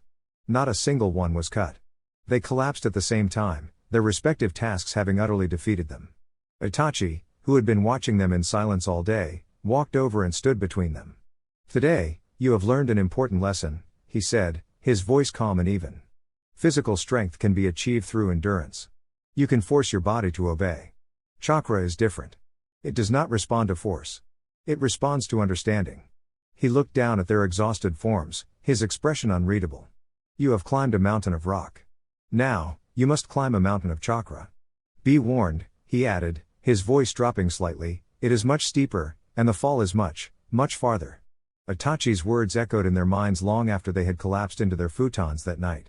Chakra does not respond to force. It responds to understanding. The phrase was a frustrating, esoteric riddle, and it offered little comfort to their exhausted minds. The next day, the training ground was once again a tale of 2 struggles. Sasuke, abandoning his previous attempts at raw power, sat with his eyes closed, the kunai resting on his lap. He was trying to understand lightning. He thought of the crackle of static before a storm, the blinding flash in the sky, the way it sought the highest point. It wasn't just chaotic energy, it had a purpose, a direction. It wanted to connect, to discharge. He wasn't trying to create a storm in his hand, he was trying to become the storm cloud, and the kunai was the tree he was aiming for. He picked up the blade, his breathing even. He channeled his chakra, not pushing it, but inviting it. He pictured a single, thin stream of energy flowing from his core, down his arm, and offering the tip of the kunai as the only path forward. A single, brilliant blue spark, no bigger than a grain of rice, danced to life on the kunai's tip. It was stable. It didn't flicker. It held for a full 3 seconds before he lost concentration and it vanished. Sasuke's eyes snapped open, a sharp gasp escaping his lips. He was panting, sweat beading on his forehead, but a triumphant, predatory grin spread across his face. He had done it. He had found the path. Naruto's side of the field, however, was still a circus of failure. His 200 clones were no closer to solving the puzzle than they had been the day before. They had tried everything. One group tried yelling at the leaves. Another tried tickling them. A particularly stupid clone had even tried to physically sharpen his chakra on a wet stone, which resulted in a very confused clone and a slightly warm rock. The original Naruto sat in the middle of it all, his head in his hands as waves of second-hand stupidity and frustration washed over him. Understanding? How do you understand wind? It just blows. He was about to give up and just have his clones beat on him for a few hours when one of them, sitting off by itself, suddenly yelled, "I got it." Naruto and the other 199 clones all turned to look. The clone was holding a kunai in one hand and a leaf in the other. "What did you get, idiot?" Another clone grumbled. "A splinter?" "No, listen." The clone said excitedly. Itachi ni said wind is sharp, right? As sharp as a blade. But a blade isn't just one thing. It's 2 sides coming together to make a super thin edge. He held up the kunai to demonstrate. "So what if we're not supposed to make one sharp wind? What if we're supposed to make 2 winds? And rub them together really hard?" A wave of murmurs went through the clones. It was the dumbest, most simplistic logic they had ever heard. And it was the only thing they hadn't tried. The original Naruto's eyes widened. Division. Itachi had said his training was about division. He wasn't just dividing his chakra among clones, he had to divide the chakra itself. He picked up a fresh leaf, his heart pounding with a new idea. He closed his eyes, ignoring the chaos around him. He imagined the chakra flowing into the leaf not as a single stream, but as 2, flowing past each other in opposite directions, grinding against one another on a microscopic level. He pictured them creating an impossibly fine, high-pressure friction. The leaf in his hand trembled. A tiny, almost invisible crease appeared down its center. It wasn't a cut, not yet, but it was a start. It was more progress than he had made in 2 days. He opened his eyes, a wide, toothy grin spreading across his face. He looked over at Sasuke, who was managing to maintain a steady spark on his own kunai, a look of fierce concentration on his face. They hadn't reached the summit of this new mountain yet. But for the first time, they could both see the path leading up the slope. From the shade of the oak tree, Itachi watched them both. He saw Sasuke's first stable spark. He saw the first real crease in Naruto's leaf. His face remained a mask of stoic indifference, but for the first time since their training began, he closed his eyes and allowed himself a single, slow, deep breath. They were learning. Chapter 2. The breakthroughs were not a floodgate, but a crack in a dam. The path was visible, but the journey was still an unrelenting, upward climb. Weeks turned into a month, then 2. The Uchiha training ground, once a pristine space of raked dirt and manicured trees, was now permanently scarred by their efforts. One side was littered with thousands of bisected leaves, a testament to Naruto's relentless practice. The other side bore the scorch marks and ozone smell of countless lightning discharges from Sasuke's corner. Sasuke's progress was linear and sharp. The single, stable spark on his kunai became a steady, humming current. He could maintain it for minutes at a time, the blade glowing with a faint blue light. He learned to extend the current, making it arc a few inches from the tip, a deadly, stunning lash of energy. His control became so fine that he could burn intricate patterns onto a block of wood without setting it ablaze. "Good," Itachi said one afternoon, inspecting Sasuke's work. "You have tamed the spark. Now, you must learn to unleash the storm." He tossed Sasuke a thin, coiled metal wire. "Channel your lightning through this. Your target is the dummy at the far end of the field. You will learn to project your will, not just your chakra." Sasuke's eyes gleamed as he accepted the new challenge. Naruto's progress was an exponential explosion. With 200 clones working for 8 hours a day, he was accumulating 1,600 hours of training every single day. The initial, difficult crease in the leaf became a clean cut. Soon, every clone could slice a leaf on command. "Not good enough," Itachi's voice cut through the clone's self-congratulatory chatter. He led the original Naruto to the edge of the training ground, where a small, decorative waterfall cascaded over a rock garden into a koi pond. "A leaf is dead," Itachi stated. "It offers no resistance. This water is alive. It is constantly moving, flowing. Your next task is to cut the waterfall itself." Naruto stared at the stream of water. "Cut water? How is that even possible?" "Your wind chakra is sharper than any blade," Itachi said. "If your focus is absolute, you can sever the bonds between the water molecules for a split second. Your clones will provide the repetition. You will provide the will. Begin." The training shifted. While Sasuke worked on projecting his lightning, the Naruto clones lined up in front of the waterfall. Their first attempts were useless, their wind-natured chakra dissipating harmlessly against the flowing water. But with every failure, an instant jolt of feedback hit the original Naruto, the feeling of the water's resistance, the way it flowed around his chakra. He wasn't just learning, he was absorbing the nature of his target on a massive scale. The days grew shorter, the air cooler. Their 8th birthday came and went, marked only by a quiet dinner with their parents, where Mikoto's worried looks were deeper and Fugaku's silence was heavier than ever. The boys were too exhausted to notice. They ate, and then they slept, their dreams filled with the crackle of lightning and the roar of the waterfall. One evening, as they lay on the training ground floor, too tired to even make the walk back to the house, Sasuke spoke into the darkness. "I can almost do it," he whispered, his voice hoarse. "The lightning. I can feel it wanting to leap from the wire." Naruto grunted, his eyes closed. "The water. It pushes back. But there's a spot. Right in the middle. Where it's weaker." They lay in silence for a moment, two boys on the verge of wielding powers far beyond their years. The childish rivalry was still there, a low burning ember, but it was backed by a deep, shared respect forged in the crucible of Itachi's training. They were no longer just competing, they were climbing the same impossible mountain on parallel paths. "Think we'll be as strong as him one day?" Sasuke asked, the question hanging in the cool night air. Naruto didn't have to ask who him was. He thought of Itachi's impossible grace, the casual way he wielded unimaginable power, the deep, sad wisdom in his eyes. "Yeah," Naruto breathed, a strange sense of certainty settling in his gut.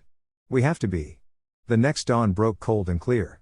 There was a different energy in the air, a hum of anticipation that had nothing to do with the coming morning.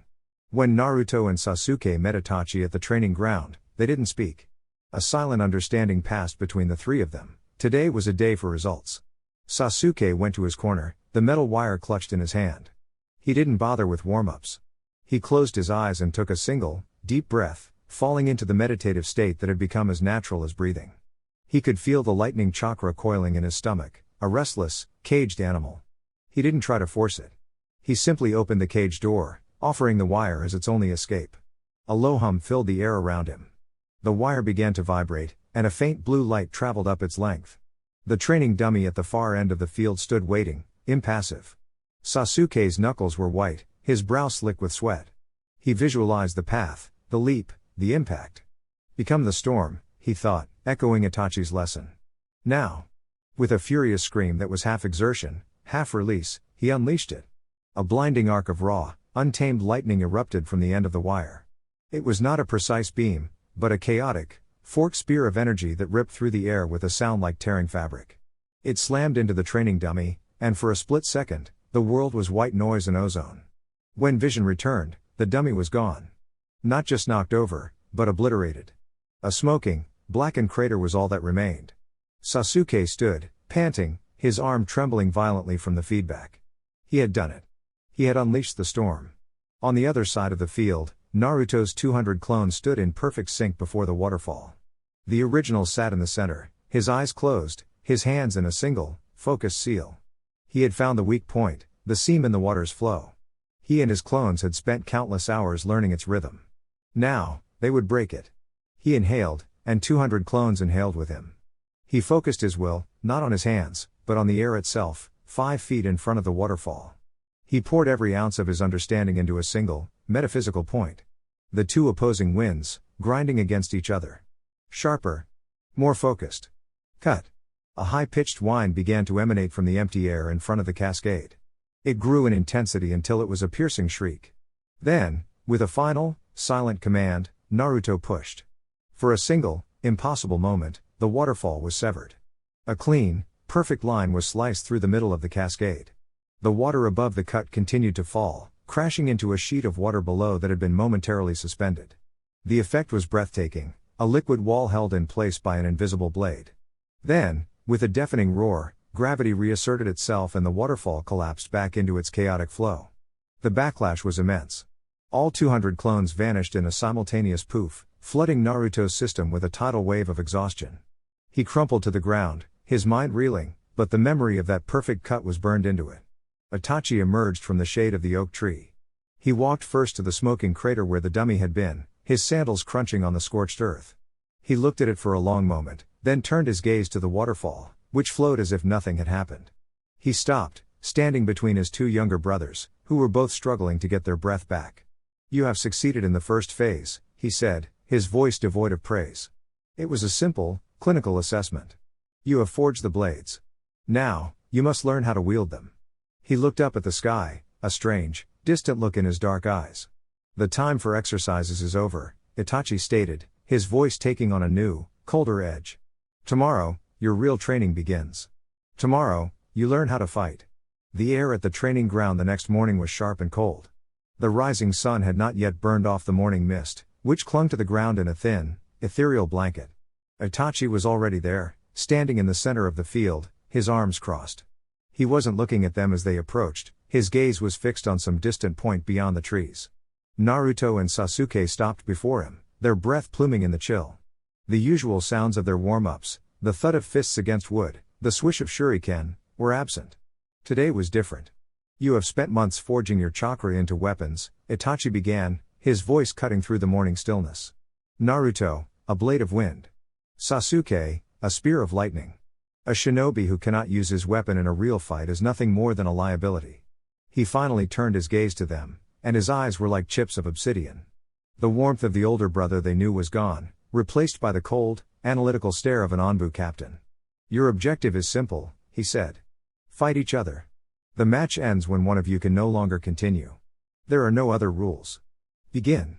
The command was so sudden, so stark, that both boys froze. "Fight each other?" Sasuke asked, his voice laced with disbelief. "But we're brothers. Your future enemies will not care about your bonds," Itachi replied, his tone flat and dismissive. "They will exploit them. Show me you are not weak enough to be broken by sentiment. Fight! Naruto looked at Sasuke, a knot forming in his stomach. They had competed, bickered, and pushed each other their entire lives, but they had never truly fought. Not with the intent to hurt. He saw the same hesitation mirrored in Sasuke's eyes. I'm not going to fight you, Naruto, Sasuke said, shaking his head.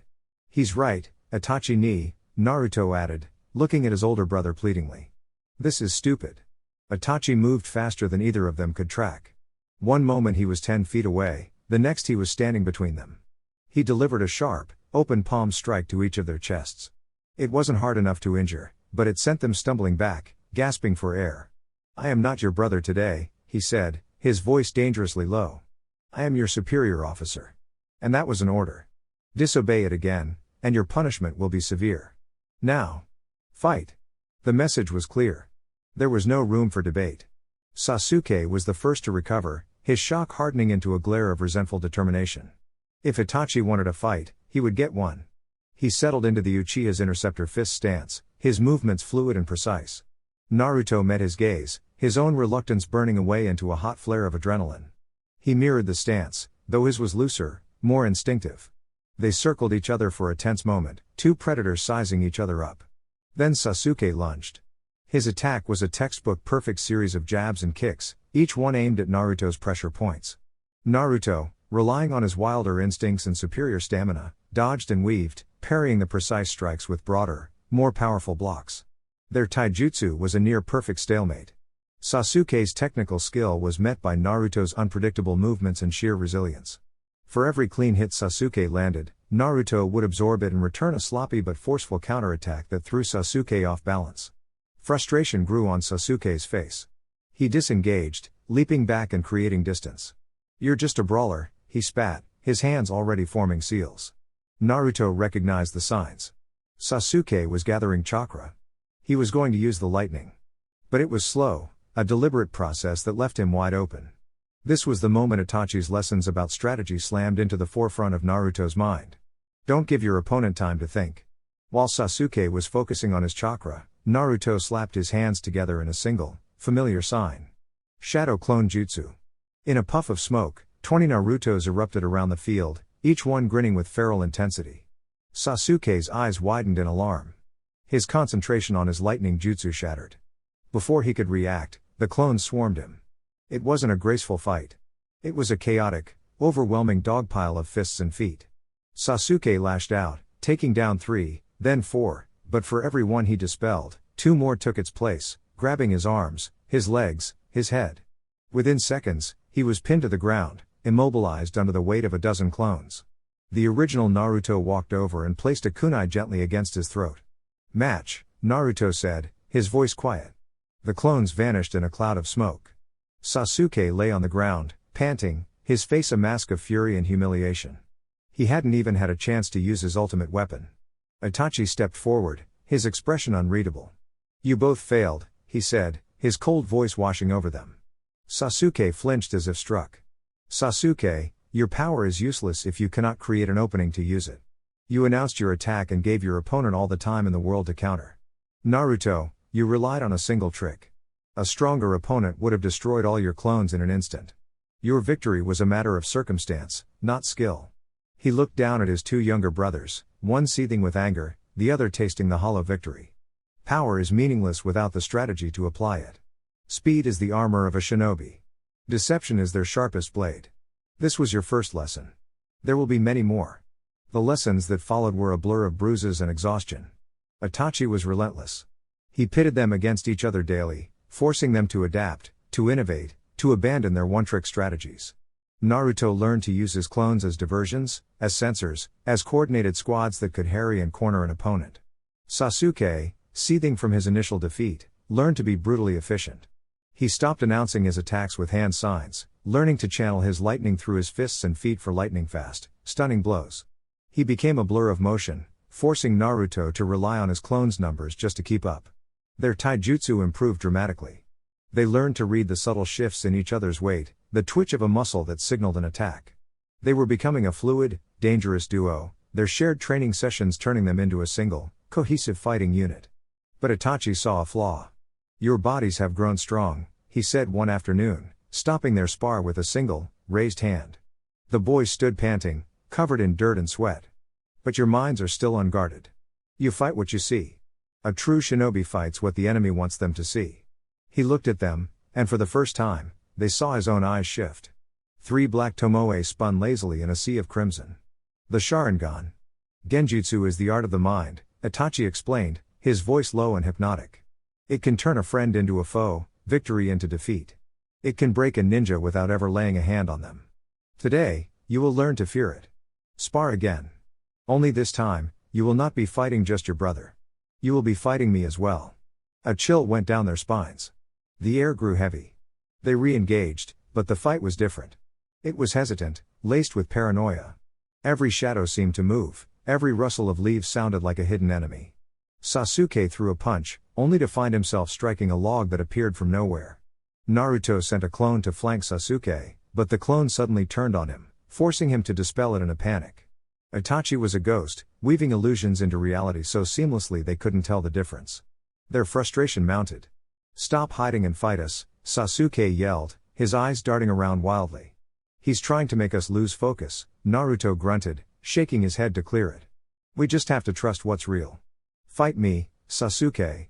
They clashed in the center of the field, their taijutsu more frantic and desperate than ever before. Sasuke saw an opening. Naruto overextended a block, leaving his chest exposed for a fraction of a second. It was the chance he had been waiting for. He channeled a low-current chidori into his fist, not the assassination technique, but a powerful, stunning blow. He lunged. Naruto, seeing the crackle of lightning, reacted on pure instinct. He formed a blade of wind on his hand, not to kill, but to parry, to knock Sasuke's arm aside. At that exact moment, Itachi's genjutsu took hold. From Sasuke's perspective, he saw Naruto try to dodge, but his brother was a fraction too slow. His lightning-clad fist slammed squarely into Naruto's chest. There was a sickening sound, and the lightning dissipated. He looked down and saw his hand buried deep in his brother's torso. Naruto's blue eyes were wide with shock and betrayal. A trickle of blood ran from his mouth. "Sa-su-ke," he whispered, before his eyes went blank and his body went limp, a dead weight on Sasuke's arm. A scream of pure, undiluted horror tore from Sasuke's throat. No. No, no, what did I do? From Naruto's perspective, he saw Sasuke lunge, but his brother stumbled on an imaginary route. Instead of parrying a blow, his wind blade met no resistance. Sasuke fell forward, directly onto his outstretched hand. The razor-sharp wind cut deep into his brother's chest. The look on Sasuke's face was not of pain, but of utter shock. He looked down at the hand piercing his body, then up at Naruto. "Why? Naru, too?" He choked out, blood staining his lips, before his body convulsed and fell still. The world dissolved into a silent, horrified scream. "I killed him. I killed my brother." The emotional agony was absolute. The pain of losing the most important person in their world, and by their own hand, was a cataclysmic force that ripped through their souls. It was a pain that demanded an outlet, a power to answer the despair. In the real world, both boys stood frozen, tears streaming down their faces, their bodies trembling uncontrollably. Itachi watched them, his face a cold, unreadable mask. Then he dispelled the jutsu. Reality crashed back in. Sasuke saw Naruto standing before him, alive and unharmed. Naruto saw Sasuke, breathing, his chest whole. The phantom blood on their hands vanished. They stared at each other for a beat, their minds struggling to reconcile the horrific illusion with the truth before them. Relief so profound it was painful washed over them. And then they saw it. Sasuke looked into Naruto's eyes and saw that the familiar cerulean blue was gone, replaced by a spinning, blood-red will with a single black tomoe. Naruto looked into Sasuke's eyes and saw the same impossible transformation. They had awakened the Sharingan. The world was suddenly, painfully clear. Every leaf on every tree was a distinct, perfect shape. Every mote of dust dancing in the slivers of sunlight was a tiny, brilliant star. They could see the subtle flow of their own chakra, a faint blue aura clinging to their skin, and the deeper, more powerful river of energy that was Itachi, standing before them. It was a deluge of information, a flood of sensory input so overwhelming it made their heads spin. The horror of the genjutsu faded, replaced by a nauseating vertigo and the throb of a dull, powerful ache behind their eyes. Naruto was the first to stumble, his hand flying to his temple as he gasped. What is this? My head." Sasuke swayed on his feet, reaching out to steady himself on Naruto's shoulder. His voice was a raw whisper. "I can see everything." They turned their gaze from each other to their older brother. The anger, hot and immediate, burned through the haze of pain. "You!" Sasuke snarled, his voice cracking with emotion. He pushed himself off Naruto, taking a wobbly step toward Itachi. "Why? Why would you show us that?" The memory of Naruto's limp body, of his own hand buried in his brother's chest, was a fresh, bleeding wound in his mind. Itachi's face remained impassive, but his own Sharingan faded, returning his eyes to their normal black. "Because it was necessary." "Necessary?" Naruto shouted, his own fury rising. "I thought I killed him. I thought he was gone." "And that feeling," Itachi said, his voice cutting and precise, "that despair, that agony of loss. That is the soil in which these eyes bloom." He gestured to their faces. The Sharingan is not a gift bestowed upon the worthy. It is a curse, awakened by the trauma of a heart that has known profound love and is then forced to witness its loss. Every Uchiha who awakens these eyes pays a terrible price. He stepped closer, his shadow falling over them. "I gave you the trigger without the price. You experienced the pain without the permanence of loss. On a real battlefield, you would not have been so lucky. You would have awakened your Sharingan staring at the real corpse of your brother, and that grief would have broken you." He knelt, bringing his face level with theirs. "I broke a fantasy to spare you from a reality. That is the burden of a shinobi. And it is my burden as your brother." His words, cold as they were laden with a logic they couldn't refute. The raw emotion of the moment began to subside, replaced by the chilling understanding of his methods. He was forging them into weapons, and this was part of the process. The strain of maintaining the newly awakened dojutsu was becoming unbearable. The world began to tilt, the hyper-clarity dissolving into a painful blur. Sasuke's legs finally gave out. He pitched forward, but Naruto, despite his own exhaustion, caught him. They clung to each other, two pillars barely holding each other up. "It's too much," Sasuke mumbled, his head resting on Naruto's shoulder. "You cannot yet control it," Itachi said, observing them. "Your brains are trying to process a lifetime of visual information in a single second. It is a flood you are not prepared for. Close your eyes. Focus on your chakra, and will them to stop." They did as he commanded, squeezing their eyes shut.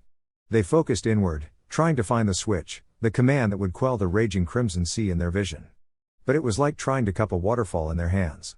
The power was too new, too wild. When they opened their eyes again, the red was still there. The single tomoe in each of their eyes spun with a life of its own. "It won't turn off," Naruto said, his voice edged with panic. "It will," Itachi said, standing up. "In time. For now, you will learn to see through the storm. Rest." The physical and mental toll of this awakening is immense. He turned and began to walk away, his back to them. "Your training is over for today. Go home. Your real lesson begins tomorrow, learning to live with the eyes that see too much." He vanished in a swirl of leaves, leaving them alone in the silent training ground. Naruto and Sasuke stood there for a long moment, leaning on one another, the world spinning in a sharp, terrifying, and brilliant crimson haze. They had gained a legendary power, but in that moment, all they felt was the profound weight of its cost. The walk home was the longest journey of their lives. Every step was a battle against a world that had become violently, painfully alive.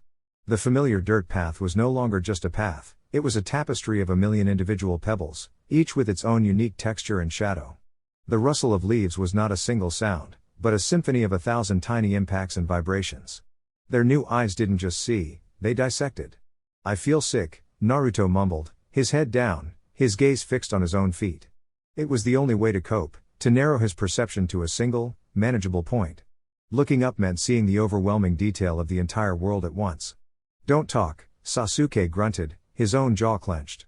"Talking makes it worse." He was right. The very act of forming words required a mental focus that their overloaded brains couldn't spare. They stumbled along, leaning on each other, a single, two-headed creature navigating a new and hostile dimension. They looked like two exhausted children, but they felt like ancient, weary men. As they rounded the bend that led into the main Uchiha compound, the distant sounds of the village, the chatter of vendors, the clang of a blacksmith's hammer, crashed over them. Each sound was sharp, distinct, and agonizingly loud. Naruto flinched, clapping his hands over his ears. "It's too loud." It was then they saw two members of the Konoha military police force walking towards them. Their Uchiha crests were emblazoned on their sleeves, their faces stern and familiar. Panic, cold and sharp, lanced through both boys. Our eyes, Sasuke hissed, his voice tight with urgency. Without another word, they both pulled the high collars of their shirts up as far as they would go, trying to shadow their faces. They bowed their heads low, hoping their hair would cover the rest. Sasuke-sama, Naruto-sama, one of the officers said, his voice a polite baritone that felt like a physical blow. A bit late returning from your training, aren't you? We got carried away, Naruto mumbled into his collar, his heart hammering against his ribs. He prayed the man wouldn't ask him to look up. See that you don't, the second officer said gruffly. The clan head has been expecting you. Don't keep him waiting. The men walked past without a second glance.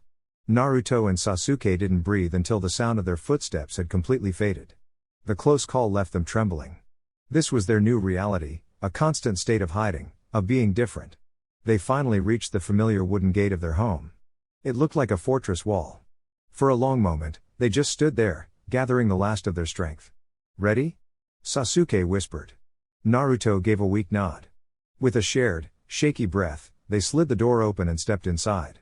The interior of the house was dim, a welcome relief from the sensory assault of the outside world. Their mother was the first to see them. Mikoto was coming from the kitchen, a gentle smile on her face. There you are, boys. I was beginning to worry. Her voice died in her throat. Her smile vanished, replaced by a look of pure, unadulterated shock. Her hand flew to her mouth, her eyes wide as she stared at their faces. She didn't see the dirt or the exhaustion. She only saw the spinning crimson wheels where her son's innocent eyes used to be. Fugaku, she breathed, her voice trembling. Fugaku, come quickly. Their father appeared from his study, his expression annoyed at the interruption. What is it, Mikoto? I'm reviewing. He stopped, his gaze falling upon them. The annoyance on Fugaku Uchiha's face evaporated. His stern features hardened into a mask of stone, completely unreadable. He walked towards them, his steps slow and deliberate. He knelt before them, ignoring his wife's panicked breaths. His dark eyes scanned their faces, examining the single tomoe in each of their Sharingan. He looked from Sasuke's terrified eyes to Naruto's defiant ones. He saw the power, the pain, and the price that had been paid. A long, heavy silence filled the room. Finally, he spoke, his voice a low, dangerous rumble that held a universe of unspoken meaning. Itachi, he said, not to them, but to the empty air. What have you done? The air in the room crackled with a tension so thick it was almost visible to Naruto and Sasuke's new eyes. Fugaku's voice, though barely above a whisper, hung in the space like a drawn blade. In the corner of the room, a swirl of black and red coalesced from nothing. Itachi stood there, his Anbu uniform a stark contrast to the warm wood of the family home. He had been close. He had been listening. He looked at his father, his expression hidden behind the impassive white mask of a crow. You summon me, father? His voice was electronically distorted by the mask, devoid of all emotion. Fugaku rose to his full height, a towering figure of paternal authority. Take off that mask, Itachi. You will look me in the eye when you answer for this. Without hesitation, Itachi reached up and removed the mask, revealing his calm, young face. There was no defiance in his eyes, no fear. Only a quiet, unshakable certainty. Mikoto rushed to her younger sons, her hands hovering over their shoulders as if unsure she could touch them. Itachi, what were you thinking? She whispered, her voice full of anguish. They are children. To force an awakening. It's unheard of. It's cruel. It was necessary, Itachi said, his gaze locked with his father's. The world will not treat them as children. Our enemies will not show them mercy because of their age. Power is the only thing that will keep them safe. I have given them that. You have given them a curse. Mikoto retorted, pulling Naruto and Sasuke closer to her. Look at them. They can barely stand. Fugaku raised a hand, silencing her. His eyes, dark and analytical, bored into his eldest son. You used a genjutsu. One that simulated their deaths at each other's hands. An A-rank psychological technique. You risked shattering their minds. A calculated risk, Itachi countered smoothly. Their bond is their greatest strength. I knew it would be strong enough to trigger the awakening.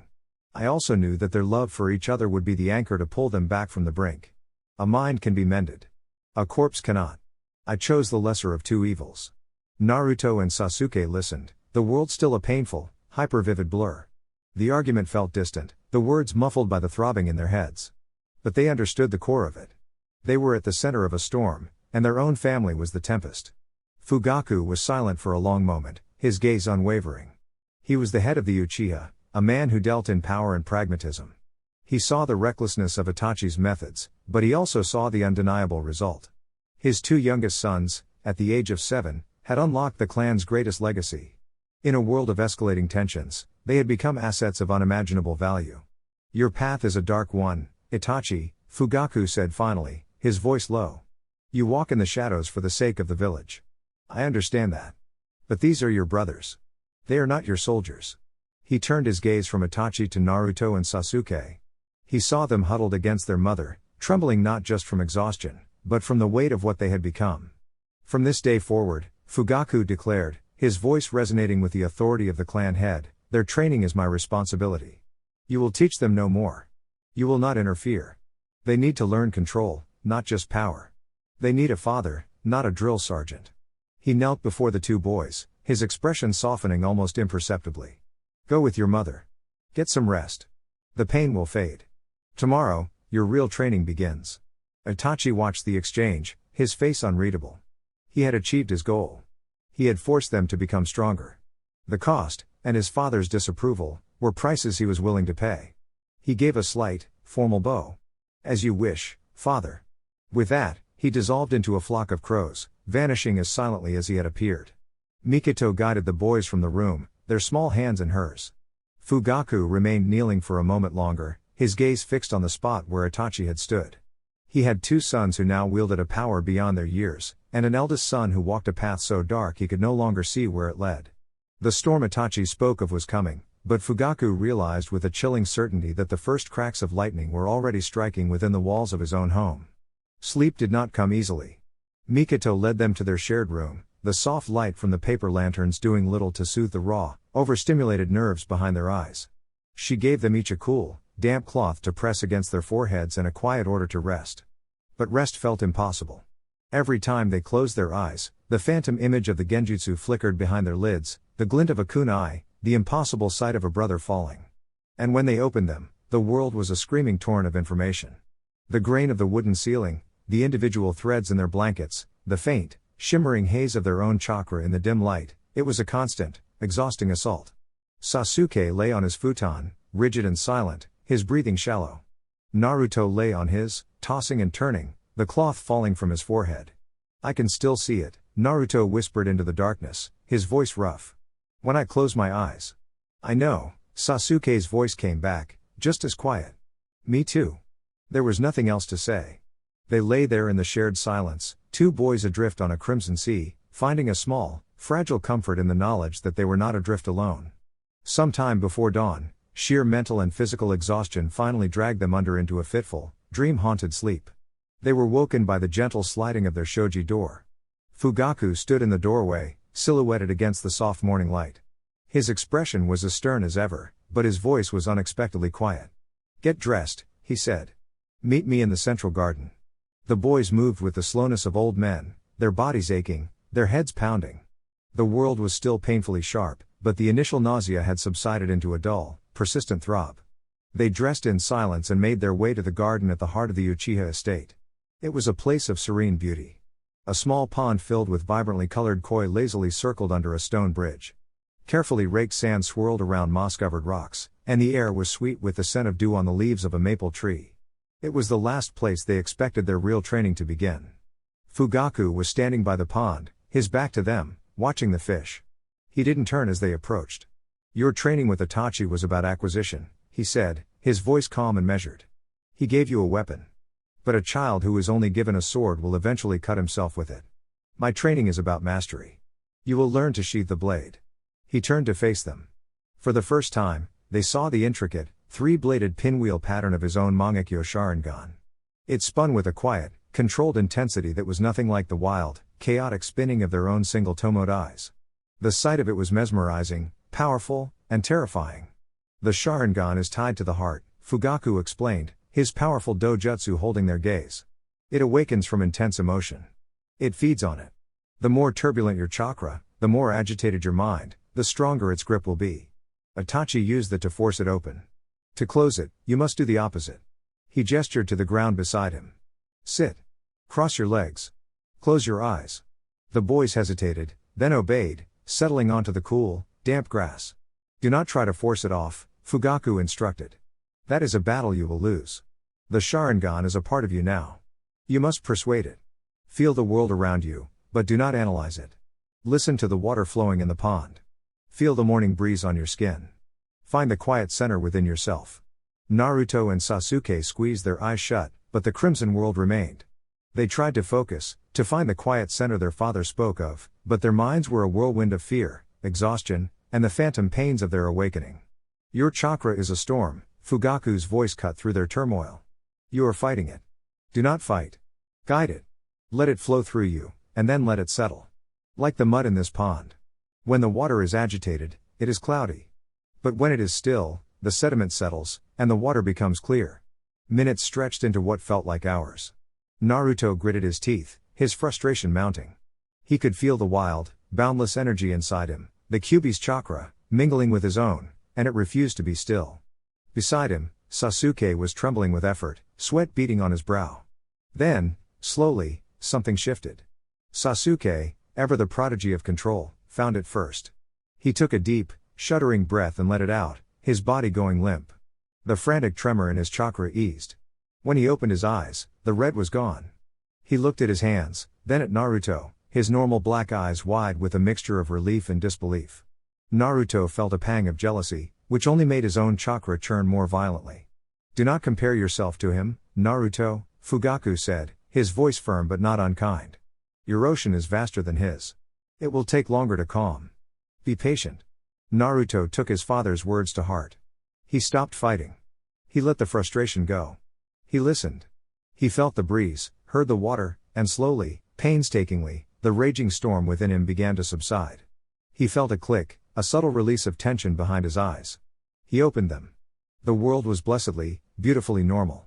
The overwhelming detail was gone, replaced by the soft, familiar blur of his regular vision.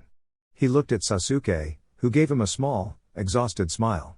They sat there for a long moment, simply breathing, reveling in the quiet. They had sheathed the blade. Good, Fugaku said, his own Sharingan gone now. That is the first, and most important, lesson. Today, you will do nothing but this. You will activate your Sharingan for 1 minute, then deactivate it. Over and over. Until it is as natural as breathing. Until the weapon is truly yours to command.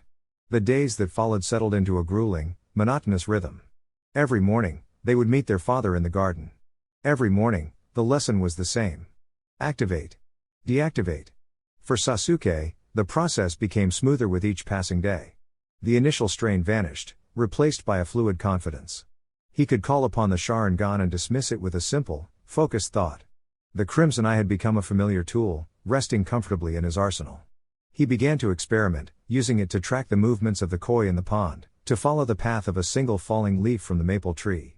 For Naruto, it remained a battle.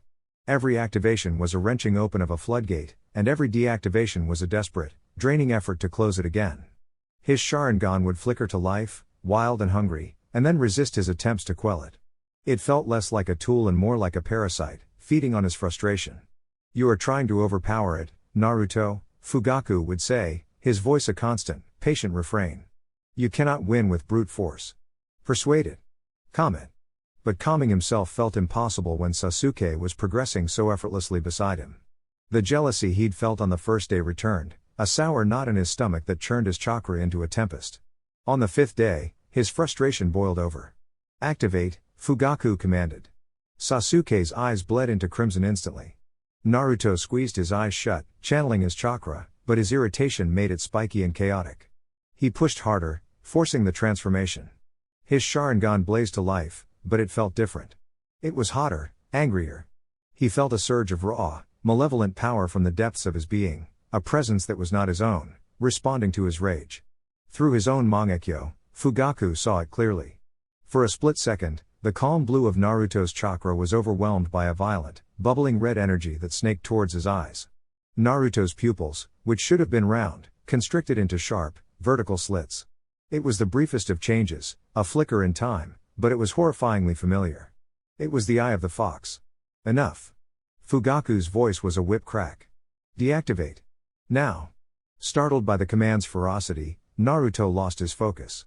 The alien chakra receded, and he was left grappling with his own rebellious dojutsu. He struggled, panting, his hands clenched into fists. It took him nearly a full minute before he could finally force the crimson to fade, leaving him dizzy and gasping. "Sasuke," Fugaku said, his voice dangerously calm. "You are dismissed for the day. Go practice your katas." Sasuke looked from his father's grim face to Naruto's pale one.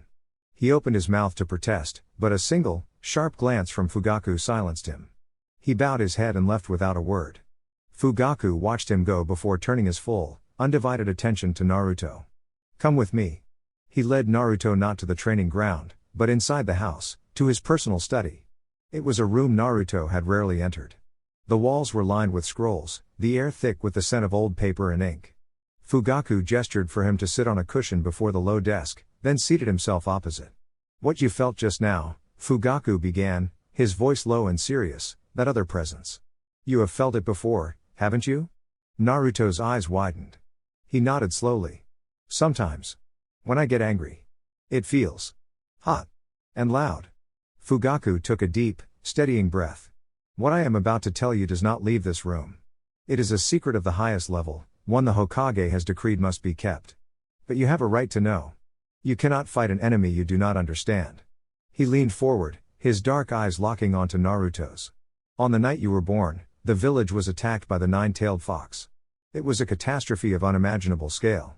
The fourth Hokage, Minato Namikaze, your birth father, gave his life to stop it." Naruto's breath hitched. He knew his parents had died, but the details had always been a painful, hazy blur. "He could not kill the Kyūbi," Fugaku continued, his voice heavy. "It is a being of pure chakra. It cannot be destroyed. It can only be contained. To save the village, the fourth Hokage was forced to perform a powerful sealing jutsu. He needed a vessel. A newborn child with strong life force and Uzumaki blood." The pieces began to click into place in Naruto's mind, each one a hammer blow against his heart. The whispers. The glares from the villagers. The elders calling in the container. "He sealed the nine-tailed fox inside of you, Naruto." The world tilted on its axis. The room seemed to shrink, the air growing thin. Naruto stared at his own hands, then instinctively moved one to his stomach, where the faint, swirling lines of the seal were hidden beneath his shirt. The loud, hot presence inside him suddenly had a name. A face. "So. He whispered, his voice cracking. "The monster?" "No," Fugaku's reply was instant and absolute, cutting through the boy's rising panic. "You are the prison. The jailer. You are Naruto Uchiha, my son. That is who you are. The fox is your prisoner, nothing more. But its power, its hatred, seeps through the bars of its cage. That is the ocean of chakra you possess. That is the rage you feel. And that is what your Sharingan is reacting to." He reached across the table, placing a hand on Naruto's shoulder. The touch was firm, grounding. "This does not change who you are," he repeated, "but it changes the nature of your battle. You are not just learning to control your chakra. You are learning to master a power that can destroy nations. It is a terrible burden. But you will not bear it alone." Naruto looked up, tears blurring his vision. He saw no disgust in his father's eyes, no fear. He saw only a grim determination. The truth was a crushing weight, heavier than any mountain, but for the first time, he understood its shape. The truth did not make the training any easier. In fact, it made it harder. Now, every time Naruto reached for his chakra, he was acutely aware of the second, malevolent presence coiled in his gut. The anger of the fox was a constant, low thrum beneath his own emotions, a predatory growl that spiked whenever his frustration mounted. Calming his own chakra felt like trying to smooth a pond during a hurricane. Fugaku adapted the lessons. While Sasuke practiced honing the predictive abilities of his Sharingan, tracing the high-speed movements of his father's shuriken, Naruto's training remained internal. He sat for hours, meditating, trying to separate the two streams of chakra within him, the cool, blue river of his own and the boiling, red torrent of the Kyūbi's. "You are two separate beings in one body," Fugaku explained, his voice a steady anchor in Naruto's mental storm. "You must learn where you end and where it begins.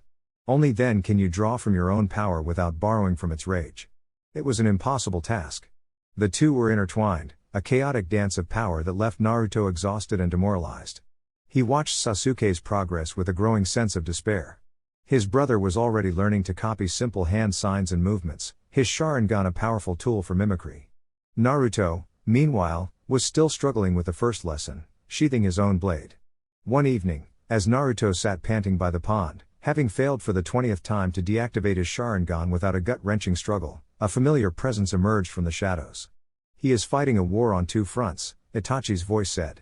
He stood by the edge of the garden, no longer in his Anbu gear, but in a simple Uchiha tunic.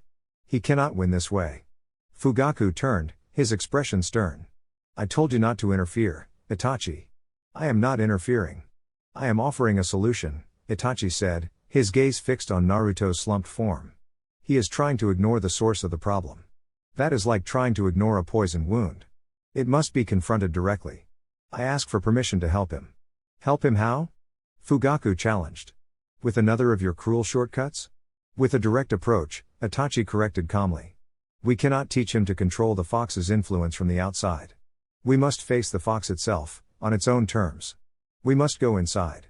Fugaku's eyes widened slightly. He understood immediately. A conscious dive into a Jinchuriki's mindscape was incredibly dangerous. It meant confronting the Baijuu in the place where its power was absolute. "That is reckless," Fugaku stated. "It is necessary," Itachi insisted. "And he will not go alone. You and I will go with him.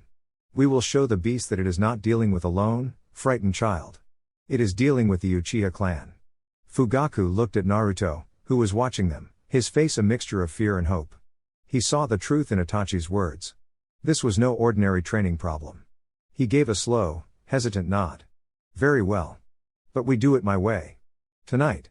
Later, the three of them sat in a circle in the quiet of Fugaku's study. "This will not be a battle," Fugaku instructed, his voice low and serious as he looked at both his sons. "We are entering its cage as diplomats, not warriors. The goal is understanding, not subjugation.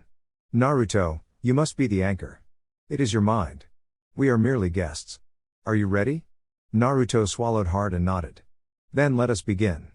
Fugaku and Itachi placed a hand on Naruto's shoulders. All three closed their eyes. Naruto felt a strange, pulling sensation, as if the world were dissolving around him. When he opened his eyes, he was standing in a place both familiar and terrifyingly alien. He was in a vast, dark version of the Uchiha dojo, the wooden floor submerged in ankle-deep, sewer-like water that rippled with every step. The paper walls of the shoji screen stretched into an infinite darkness, their surfaces covered in the writhing, glowing black lines of the 8 trigram seal. Before him, where the clan's fan symbol should have been, was a cage of colossal red bars, held together by a single paper talisman with the kanji for seal. And from the oppressive darkness within the cage, 2 enormous, slitted eyes, burning with ancient hatred, snapped open. "So," a voice rumbled, shaking the very foundations of the mindscape, a sound of pure malice and power. "The jailer finally decides to visit his prisoner. And he brings more of his wretched clan with him." A monstrous, fox-like head emerged from the shadows, its massive teeth bared in a snarl. The sheer force of its presence was suffocating. "We have not come to fight you, Nine Tails," Fugaku said, his voice steady, his Mangekyo Sharingan active and alert. Itachi stood beside him, equally calm, his own 3-tomoed Sharingan spinning. The Kyūbi let out a contemptuous snort of air that sent a wave of foul-smelling wind washing over them. "That is what the other one said. The masked one with eyes like yours. He promised power, but he only wanted a slave. I have had my fill of the Uchiha and your cursed, controlling eyes. To be sealed away is an indignity. But to be sealed inside a child bearing your blood? It is the ultimate disgrace. We are not him," Itachi stated, his voice cutting through the beast's tirade. "We have not come to control you." The great fox paused, its massive head tilting. Its crimson gaze swept over the three figures. It saw no chains of chakra, no genjutsu being woven. It saw only its young jailer and 2 powerful Uchiha standing with him, not in front of him. This was new. Its rage, an inferno that had burned for centuries, did not subside, but a flicker of something else ignited within it, curiosity. "Then why are you here?" It snarled, the sound losing none of its menace. "Speak, boy. What do you want from me?" The question hung in the oppressive, watery air, heavy with the weight of centuries of hatred. The Kyūbi's massive, slitted eyes were fixed on Naruto, demanding an answer. Fugaku and Itachi remained silent, their presence a solid wall at his back, but they knew this was his moment. He was the jailer. He had to be the one to speak. Naruto's heart hammered against his ribs. He could feel the raw, untamed power radiating from the beast, a physical force that made his teeth ache. He took a shaky breath, the foul air filling his lungs, and found his voice. It came out smaller than he wanted, but it didn't waver. "I want you to be quiet," he said. The Kyūbi's eyes narrowed. The immense head drew back slightly in what could only be described as disbelief. "What did you say, whelp?" "I said, I want you to be quiet," Naruto repeated, a bit of his Uchiha instilled stubbornness bleeding into his tone. "You're always yelling. In the back of my head. It's loud, and it's angry, and when I get angry, you get louder. It's a mess. I can't concentrate on my training. I can't even get my Sharingan to turn off right because you're always stirring things up." He pointed a small, accusing finger at the colossal being. "This is my head. You're just living in it. I need you to stop making so much noise." For a long moment, there was absolute silence, broken only by the drip of water from the unseen ceiling. Then, a low, rumbling sound started deep within the Kyūbi's chest. It wasn't a growl. It was a dry, rasping sound of pure, incredulous amusement. "You dare command me?" The fox chuckled, the sound like grinding stones. "For millennia, humans have sought to either enslave me or destroy me. They have begged for my power or cursed my existence. But never has any miserable mortal complained that I was too loud." "Naruto is not asking for your power," Fugaku stated, his voice cutting through the beast's dark mirth. "He is stating a fact. Your rage is a corrupting influence that bleeds through the seal. It destabilizes his chakra, which in turn affects his control over his dojutsu. It is a practical problem that needs a practical solution. Think of it as a treaty," Itachi added, his own voice calm and analytical. "A cessation of hostilities. You quiet your rage, and in return, he will have the stability to master his own abilities. A more controlled jailer means a more stable prison. Is that not in your best interest?" The Kyūbi's dark amusement faded, replaced by a deep, calculating cynicism. "A treaty? With Uchiha? Your kind only makes bargains where you hold all the power. You speak of a stable prison. Why would I want that? My rage is all I have left. It is the only thing that reminds me I am not some tame pet. Because this isn't working for either of us," Naruto blurted out, taking a step forward, the water sloshing around his ankles. "You hate it in here. I can feel it. It feels small, and dark, and you're alone. Me yelling at you and you yelling at me just makes it worse for both of us. So, what if we just stopped?" He looked up at the giant fox, his blue eyes earnest. "I can't let you out. But maybe I can. I don't know. Make it less like a sewer in here?" The Kyūbi stared at the boy. It had expected threats. It had expected genjutsu. It had expected demands for its chakra. It had not expected a child to offer to redecorate his cage out of a sense of shared misery. The sheer, idiotic sincerity of it was disarming. "You would do what?" "I don't know," Naruto admitted, throwing his hands up in frustration. "Maybe at a window? Or some grass? It's my head, I should be able to do something. But I can't do anything if you're always screaming."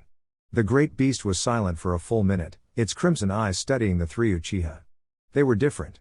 The masked man had been all ambition and control. These three, they were pragmatic. The father, a pragmatist of power. The older brother, a pragmatist of logic. And the boy, a pragmatist of emotion. "Very well," the Kyūbi said at last, the word rumbling with deep reluctance. "A bargain. I will quiet my rage. I will pull my chakra back from the seal and observe. But this is not a gift. It is a test. The moment you demand my power, the moment you try to use me as a weapon, this treaty is broken. And I will show you the true meaning of noise." With that, the monstrous head receded back into the oppressive darkness of the cage. The burning red eyes remained, fixed on them, before slowly, deliberately, closing. The suffocating pressure in the mindscape lessened instantly. The constant, hateful thrum that Naruto hadn't even realized was always there faded into a profound silence. The pulling sensation returned, and the watery dojo dissolved around them. Naruto, Fugaku, and Itachi opened their eyes, back in the quiet study. Naruto gasped, slumping forward, the mental and emotional toll of the encounter hitting him all at once. Itachi caught him, a steady hand on his back. "He agreed," Naruto whispered, his voice filled with awe. "He did," Fugaku confirmed, his own expression one of deep contemplation. "He has given you a chance, Naruto. Do not waste it." After the draining ordeal, Naruto was practically sleepwalking. Itachi helped him to his room, and by the time his head hit the pillow, he was already lost to a deep, dreamless slumber, the profound silence in his mind a comforting blanket. When Itachi returned to the study, he found his father standing by the window, staring out at the darkened compound. The room, which had felt like a sanctuary just moments before, was now thick with a new, colder tension. Fugaku hadn't moved, but the entire atmosphere around him had changed. "You heard it too, didn't you?" Fugaku said, his voice a low murmur that barely disturbed the quiet. He didn't turn from the window. It was not a question. "Yes," Itachi replied, closing the shoji screen behind him, sealing them in privacy. "The masked man. The one who promised power but only sought a slave. The Kyūbi said he had eyes like yours," Fugaku continued, turning now to face his eldest son. In the dim lamplight, his Mangekyo Sharingan was gone, but the intensity in his gaze remained. It could only mean one thing. A Sharingan. The ability to control a Baijuu of that magnitude. This was no ordinary Uchiha. The implication hung between them, a chilling, unspoken truth. The attack on Konoha, the death of the fourth Hokage, the unleashing of the Nine Tails, it had been blamed on a natural disaster, a freak occurrence. But the Kyūbi's testimony painted a far more sinister picture. An Uchiha traitor, Itachi said, giving voice to the thought. One powerful enough to subdue the Nine Tails and direct its attack. Fugaku's hands clenched into fists at his sides. "All this time, the village council has looked upon our clan with suspicion. They exiled us to this corner of the village, blaming our dojutsu for the beast's rage. And all along, one of our own may have been the very hand that held the dagger." The anger in his voice was cold, sharp, and precise. It was the fury of a man betrayed. He paced the length of the small room, the tatami mats muffling his heavy steps. "Should we speak to the Hokage about this?" He mused, more to himself than to Itachi. "Present this information? Tell him that the culprit was likely an Uchiha?" Itachi remained perfectly still, his face a calm, unreadable mask, but his mind was racing, analyzing every angle, every political consequence. "And say what, father?" he asked quietly. "That our source is the nine-tailed fox itself, speaking through your adopted son? Who would believe us? Hiruzen might, but Danzo? The village elders? They would twist it.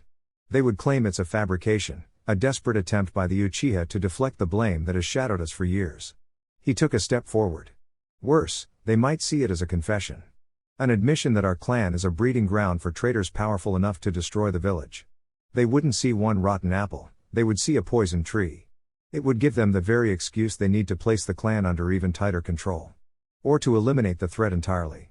Fugaku stopped pacing, the hard truth of Itachi's words settling over him. His son was right.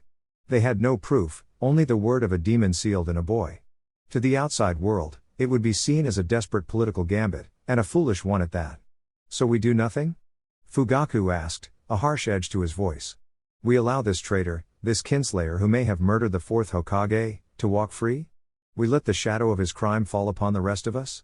"No," Itachi said, his own eyes hardening with a resolve that mirrored his father's. "We do not go to the Hokage. We do not go to the council. This is an Uchiha matter. A stain on our honor." He looked directly at his father, the bond of blood and secrets passing between them. "We will investigate this ourselves. In the shadows.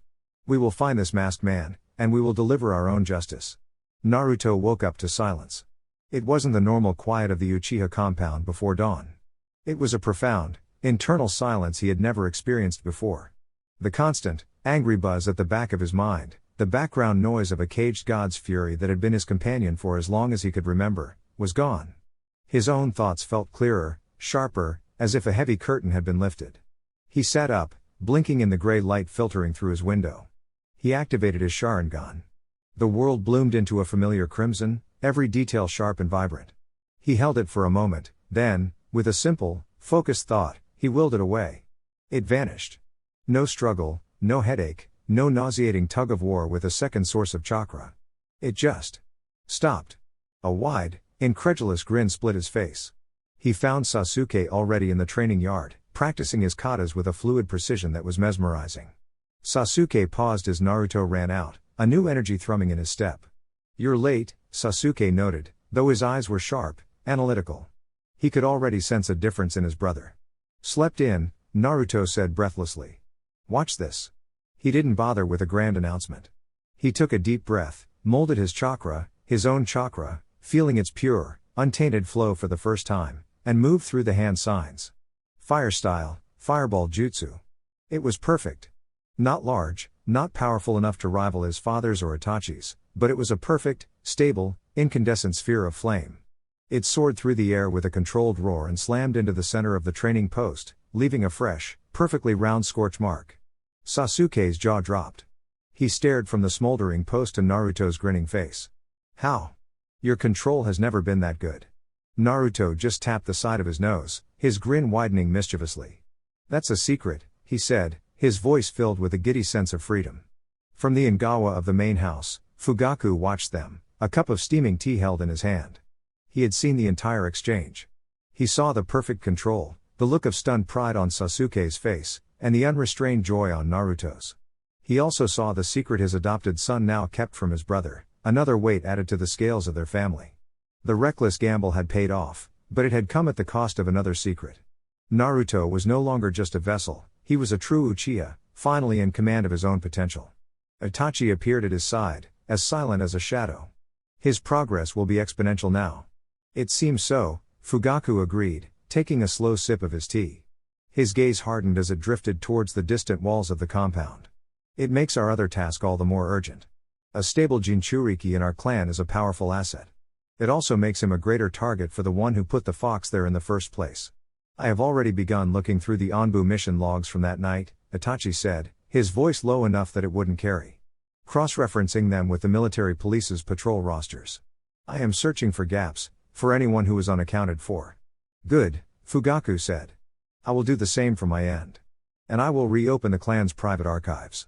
We will search for any mention of a Mangekyo user outside of the direct family line. This masked man is a ghost. We must find his tracks. Their conversation was quiet, cryptic, a secret language spoken in the open. The two boys in the yard, now sparring with a renewed vigor, were oblivious. They were simply brothers, celebrating a victory, unaware that their father and older brother had just declared a secret war on their behalf. The weight of that war now rested on Fugaku and Itachi's shoulders, a burden they would carry in the shadows to protect the family that stood in the light.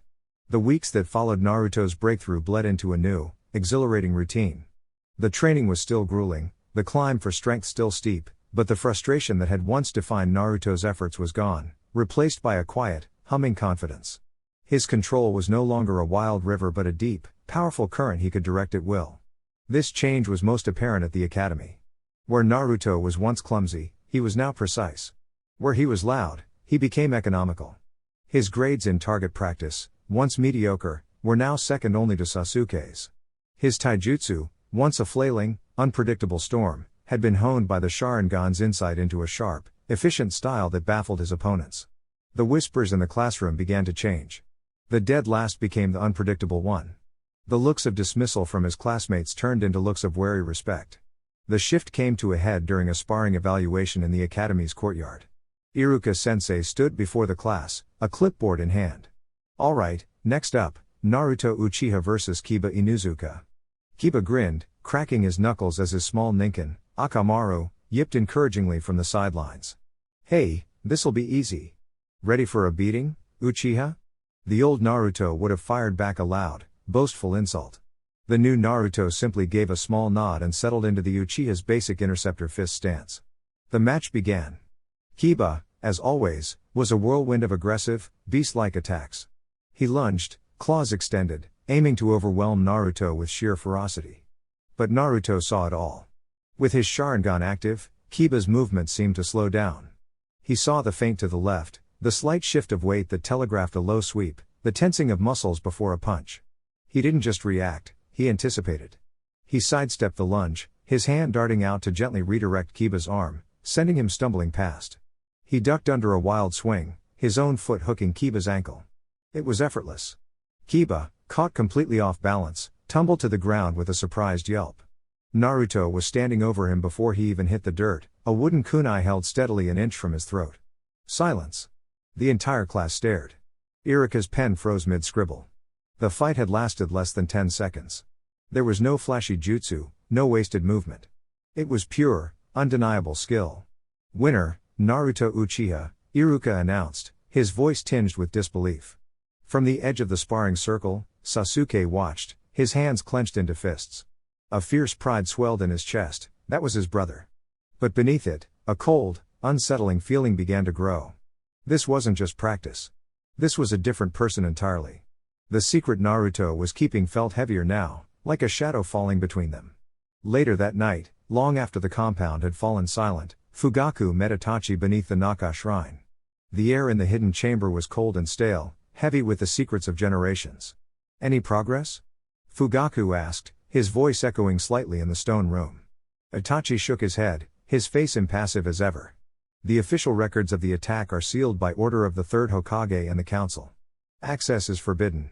The Anbu and police rosters show nothing, all personnel are accounted for, at least officially. Fugaku's expression soured. And the clan records? Nothing, Itachi confirmed. I have cross-referenced every known Mangekyo user with our lineage scrolls. There is no record of any member with that power unaccounted for. Whoever this man is, he is a ghost. A phantom who possesses our clan's greatest power, yet does not exist in our history. The words settled between them, grim and final. Their only lead was the word of a demon, and every official path to the truth was barred. The enemy was not just hidden, his very existence had been erased. Then we must be more vigilant, Fugaku said, his voice like stone.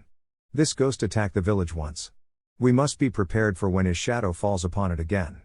They were hunting an enemy they couldn't see, protecting a village that didn't trust them, all while the two boys they sought to protect slept, unaware of the storm gathering just beyond the horizon.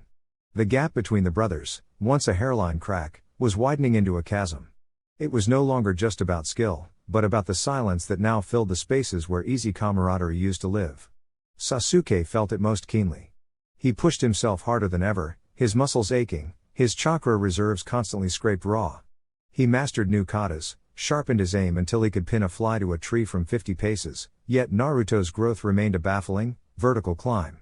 It wasn't just the Sharingan, it was something more, a wellspring of power Sasuke couldn't comprehend. The secret his brother held was a constant, gnawing presence. The tension finally snapped during a sparring match. They were a whirlwind of motion, the thud of fists against forearms echoing in the quiet training yard. Sasuke, driven by a desperate need to prove himself, was relentless.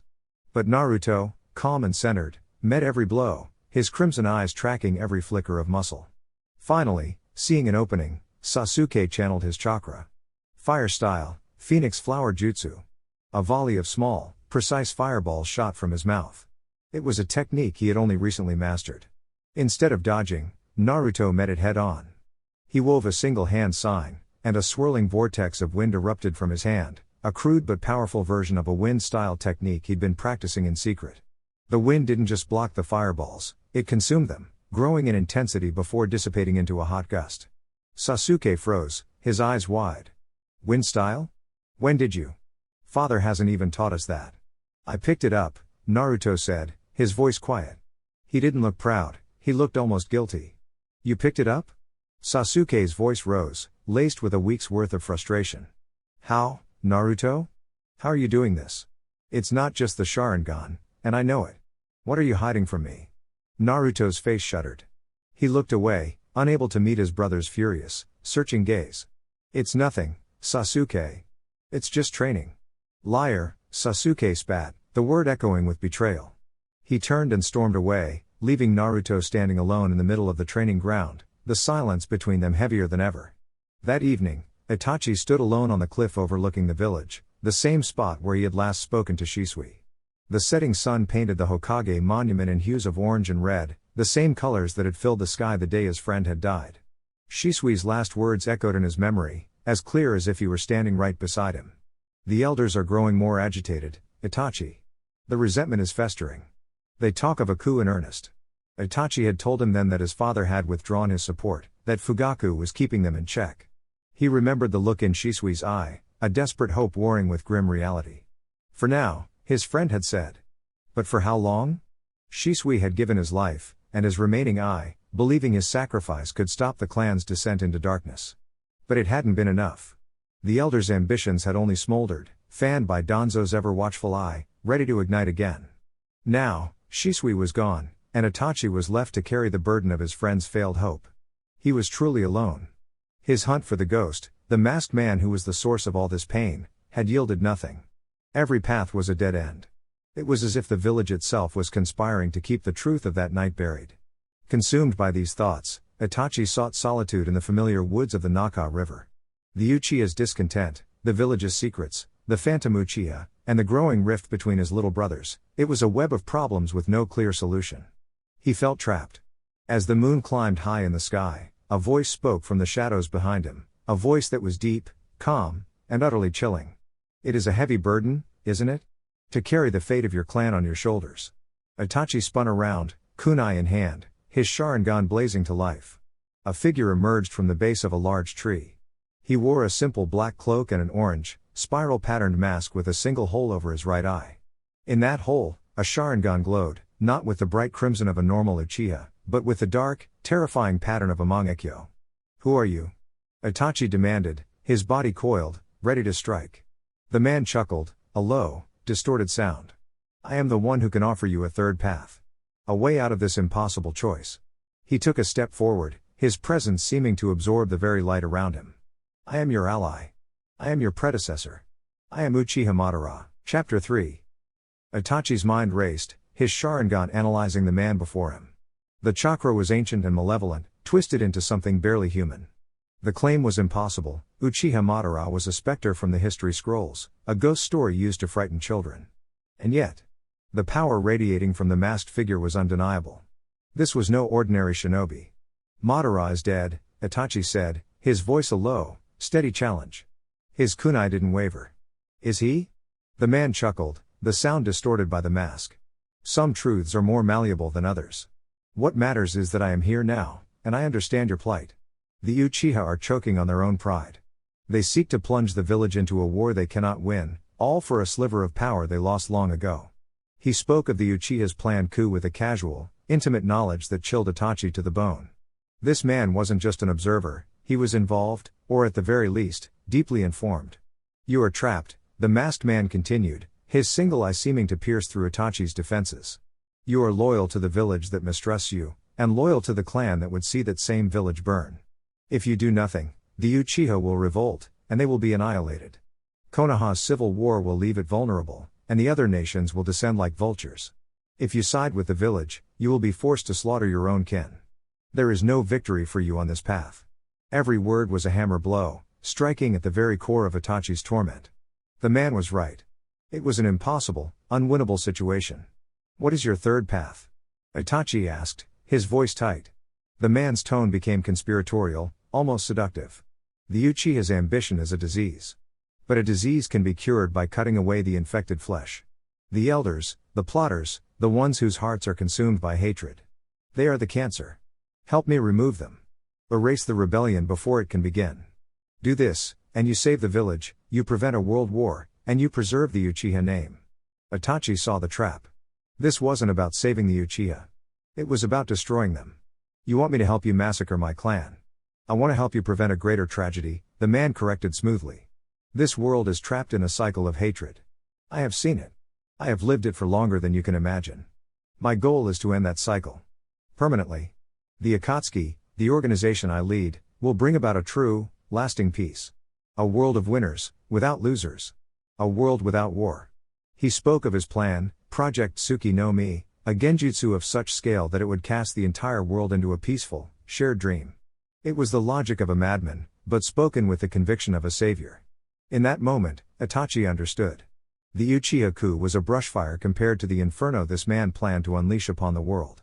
The Akatsuki was not just a group of rogue ninja, it was the single greatest threat the world had ever known. Stopping the coup was no longer enough. He had to stop him. And to do that, he had to get close to him. He had to join the Akatsuki. The realization settled in his gut like a block of ice. To save the world, he would have to become a monster. To protect his family, he would have to destroy it. A bitter, terrible irony. He slowly lowered his kunai, the polished steel glinting in the moonlight. The decision was made. "I will help you," Itachi said, his voice hollow. The words tasted like ash in his mouth. "I will help you put an end to the Uchiha's coup." The masked man's single eye seemed to curve into a smile. "A wise choice. But I have conditions," Itachi stated, his voice hardening with an unbreakable resolve. "The source of the coup is the elders and their followers. They are the ones you will help me eliminate. My family. They have no part in it. My father has tried to stop them. They are to be spared." His gaze was like steel. "And that is not all. The noncombatants. The women, the children. They are innocent in this. They have no part in the plotting or the hatred. They will be spared as well. I will not be the butcher of my entire clan. Only the rot will be cut away." He thought of his mother's gentle smile, his father's stern pride, and the two small boys who were the entire reason he was willing to walk this path into damnation. But he also thought of his aunts, his young cousins, the shopkeepers and civilians who made up the lifeblood of the Uchiha compound. The man was silent for a long moment, the single red eye boring into Itachi. He then let out a low, rumbling chuckle. You ask for much. Your sentimentality is a vast ocean, it seems. A weakness. He paused. But a useful one. It binds you to your purpose. He gave a slight nod. Very well. Your precious innocence will be left untouched. Your father, your mother, your foolish little brothers, and the women and children who have no part in the coup. They will live. But every single Uchiha who has ever attended a conspirators' meeting, who has ever spoken a word in favor of the coup, will die by your hand. That is the price. The pact was sealed. Beneath the pale light of the moon, Itachi Uchiha traded his soul to save the world, his only payment the lives of those he deemed innocent. The night of tears was fast approaching. Returning to the Uchiha compound that night was the hardest thing Itachi had ever done. Every shadow seemed to mock him, every familiar laneway felt like a path through a graveyard of his own making. The air, once thick with the proud scent of his clan, now tasted of ash and betrayal. He was a ghost walking among the condemned, and he was their executioner. He slipped silently through the window of his room, his movements as fluid and soundless as a whisper. The mask he wore was not physical, but one of perfect, emotionless calm. He could not afford to let it slip, not for a moment. The next day passed in a blur of surreal normality.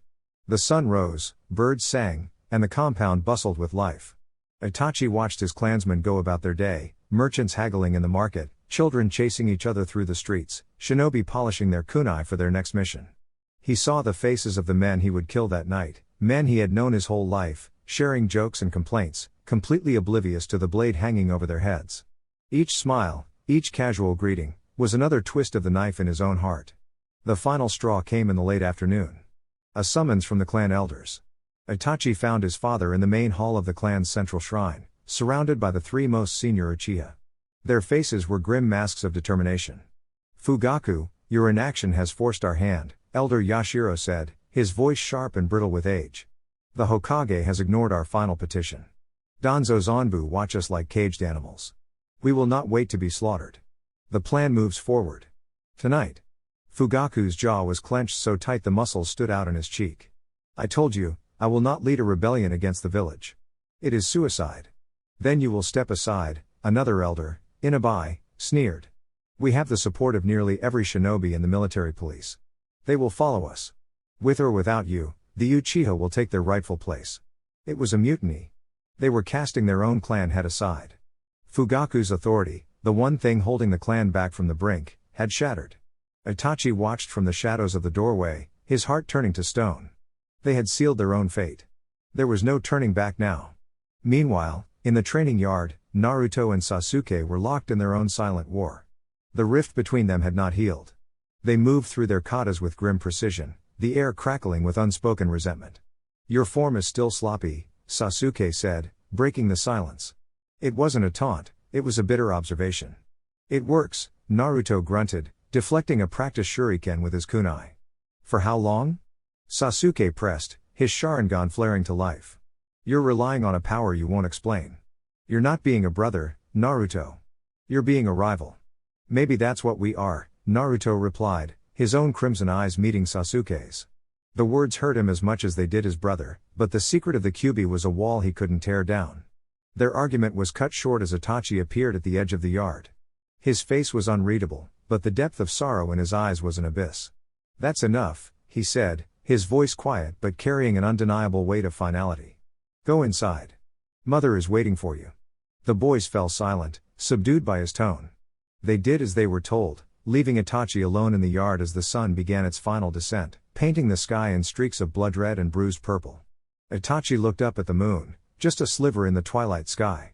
He thought of his promise to the masked man, his promise to Shisui, his promise to himself. He would bear any sin, any hatred, to protect his home. To protect his foolish little brothers. Tonight, the Uchiha clan would bleed. The sun bled out on the horizon, and darkness fell over the Uchiha compound like a shroud. It was a moonless, starless night, the kind that swallows all light and sound. The usual evening chatter of the clan, the clatter of dishes, the laughter of children being called inside, the low murmur of conversations from open windows, was absent. An unnatural, heavy silence had descended, thick and suffocating. Inside their home, Naruto and Sasuke sat at the dinner table, picking at their food.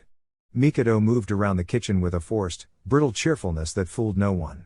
Fugaku was not present, he had secluded himself in his study shortly after the boys came inside. The tension from the training yard still hung between the two brothers, a chasm of unspoken words. "It's quiet tonight," Naruto said, his voice barely a whisper.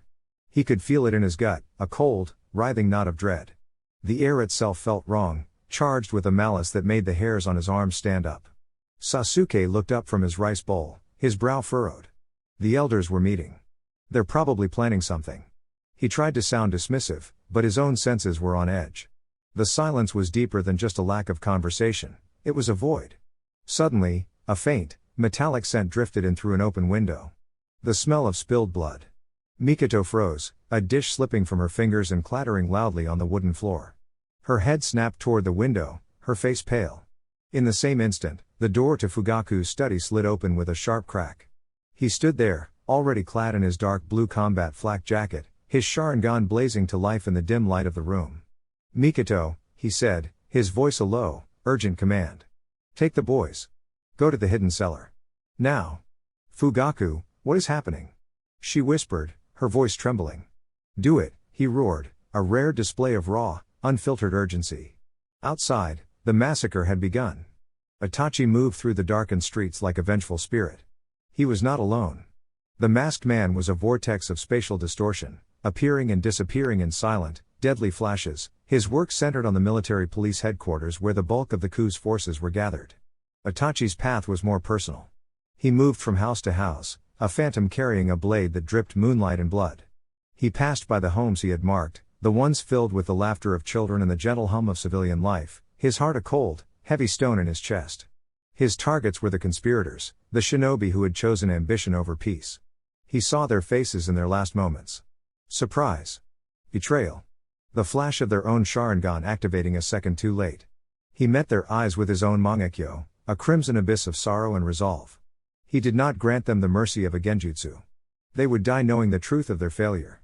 The whispers, the screams, they were few, and they were cut short with chilling efficiency.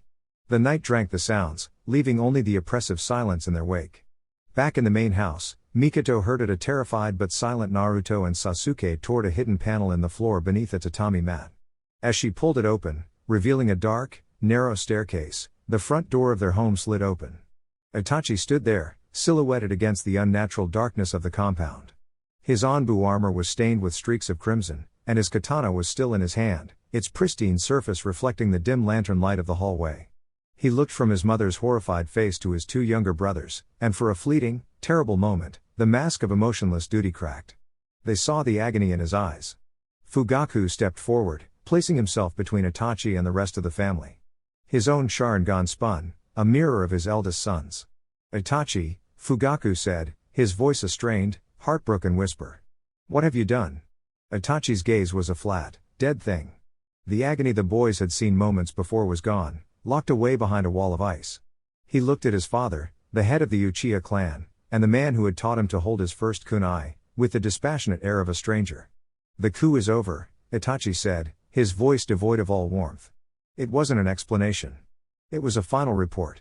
Fugaku recoiled as if struck. The simplicity of the statement was more chilling than any boast. "What have you done?" "I have ended it," Itachi replied coolly. He took a step into the room, and Mikado flinched, pulling the two boys closer to her.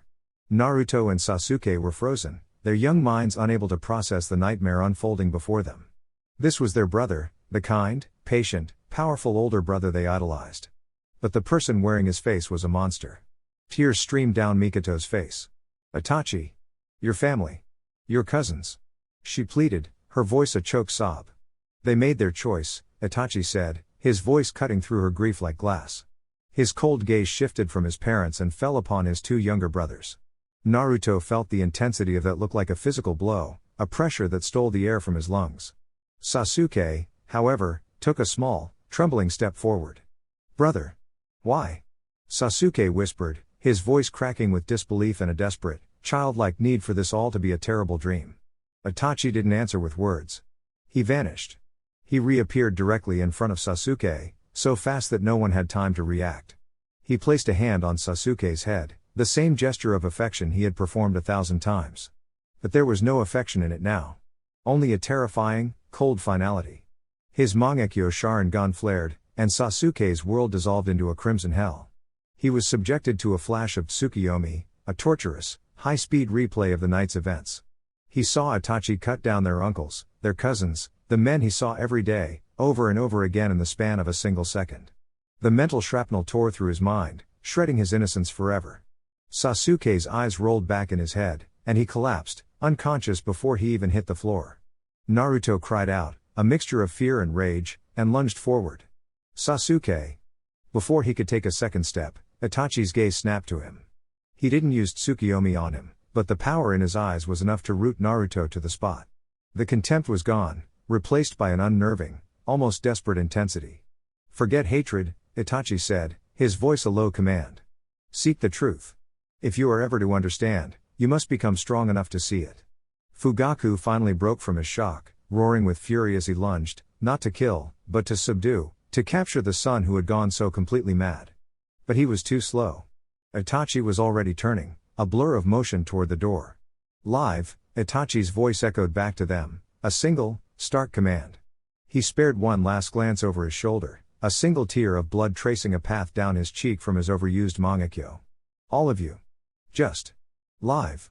With that, he was gone, melting into the blood-soaked darkness of the Uchiha compound. He left behind a broken family in a silent graveyard, a comatose son, a horrified child, a weeping mother, and a father whose world had just been burned to the ground by the very person he had once called his greatest pride. The night of tears was over, but the morning would bring no comfort. The silence that followed Itachi's departure was a living thing. It was heavier than the scent of blood that now clung to the night air, deeper than the shadows that swallowed the Uchiha compound. For a long moment, no one moved. Fugaku stood frozen, his hand still outstretched from his desperate lunge. Mikoto knelt, her body trembling with silent, racking sobs. And Naruto just stared at the empty doorway, Itachi's final words echoing in his mind, a riddle carved into his soul. Seek the truth. The first sound was a choked gasp from Mikoto. It broke the spell. She crawled across the floor to Sasuke's still form, gathering him into her arms, her tears soaking into his dark hair. Sasuke! My baby! Fugaku's rage finally gave way to a father's terror. He dropped to his knees beside his wife and son, his hands hovering over Sasuke, unsure of what to do. The formidable head of the Uchiha, a man who could command legions and face down armies, was utterly helpless. He gently pressed 2 fingers to Sasuke's neck. A pulse. Faint, but there. He's alive, Fugaku breathed, the words a prayer. He looked at Naruto, who was still standing, his small fists clenched so tight his knuckles were white. Naruto. Are you hurt? Naruto shook his head, unable to speak. His blue eyes were wide, replaying the crimson flare of his brother's Mangekyo, the single tear of blood, the impossible speed. The soft thud of booted feet landing on their roof broke the fragile intimacy of their grief. Then another, and another. Shadows flickered past the windows. Lord Fugaku. A voice called from outside, professional but laced with urgency. Report. Anbu. Fugaku's face hardened, the mask of the clan head slamming back into place. He rose to his feet, his posture becoming rigid, authoritative. Secure the compound, he commanded, his voice booming with a power he didn't feel. No one enters or leaves. Find him. Find Itachi. He didn't wait for an answer. He turned back to his family as the front door slid open. An old man in white and red robes stood there, his face etched with a sorrow so deep it seemed to have been carved by the years themselves. Hiruzen Sarutobi, the 3rd Hokage, looked at the scene, his gaze taking in the weeping mother, the unconscious child, and the broken man standing over them. 2 Anbu guards flanked him, their animal masks hiding all emotion. Fugaku, Hiruzen said, his voice a low, pained rumble. What has happened here? Fugaku looked the Hokage dead in the eye. He had to make a choice. A choice Itachi had forced upon him. To reveal the conspiracy of the masked man and the elders would be to admit the Uchiha's treason, to dishonor the dead and endanger the living. Itachi had chosen to become a monster to protect them. Now, Fugaku had to honor that sacrifice with a lie. My son, Itachi, has betrayed the clan and the village, Fugaku said, each word tasting like ash. He went mad. He spoke of testing his power. Of his new eyes. It was a simple, brutal narrative. One the village would easily accept.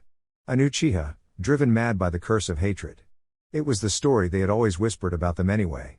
The Hokage's eyes, filled with a weary wisdom, seemed to see right through the lie, but he did not challenge it.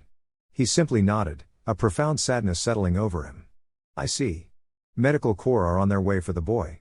He looked at Naruto, his gaze softening. Naruto. I am so sorry. Naruto didn't respond. He was watching his mother clutch his unconscious brother. He heard the words, mad, betrayed, power, but they felt like echoes from a distant world. They didn't matter. What mattered were Itachi's real words, the ones spoken only to him.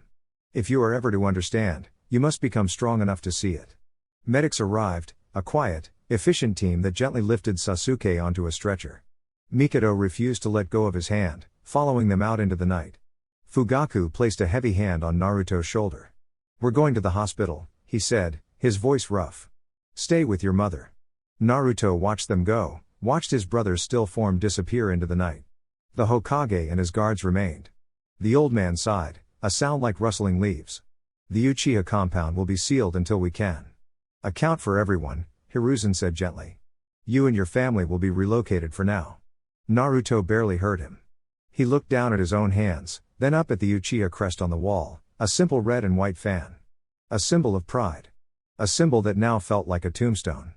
Itachi had left them alive, but he had killed their world. And in its place, he had left a question. A mission. The night of tears was over. But for Naruto, the quest for truth had just begun. The Konoha hospital was a world of sterile white and hushed whispers. It smelled of antiseptic and anxiety, a stark, cold reality that was a universe away from the familiar scent of wood smoke and summer rain that filled the Uchiha compound. Naruto sat on a bench in the hallway, his legs too short to touch the floor. He swung them back and forth, the soft thud of his sandals against the wood the only sound he made. Through a large window, he could see into Sasuke's room. His brother was a small, still shape under a white sheet, hooked up to monitors that beeped in a steady, monotonous rhythm. His mother, Mikado, sat in a chair beside the bed, her back ramrod straight. She hadn't moved in hours, her hand holding Sasuke's, her gaze fixed on his pale face. She looked like a statue carved from grief. His father, Fugaku, stood at the far end of the hall, speaking in low, clipped tones with the third Hokage. Anbu guards were posted discreetly at either end of the corridor, their presence a constant reminder that this was not just a family tragedy, but a village incident. The Uchiha massacre. The words already felt heavy, like a chapter in a history book he never wanted to read. A medic nin with tired eyes and green robes approached Fugaku and the Hokage. Naruto strained to listen. No physical injuries, Lord Hokage, Lord Fugaku, the medic said, holding a clipboard. His body is perfectly healthy. But his mind?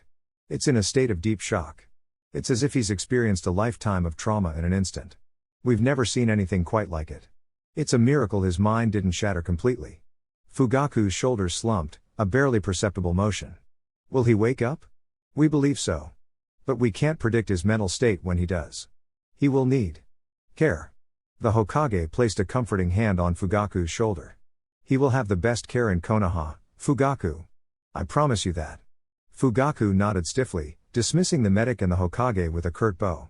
The old man gave Naruto a sad, lingering look before departing with his guards. Left alone, Fugaku walked back toward the room, his footsteps heavy.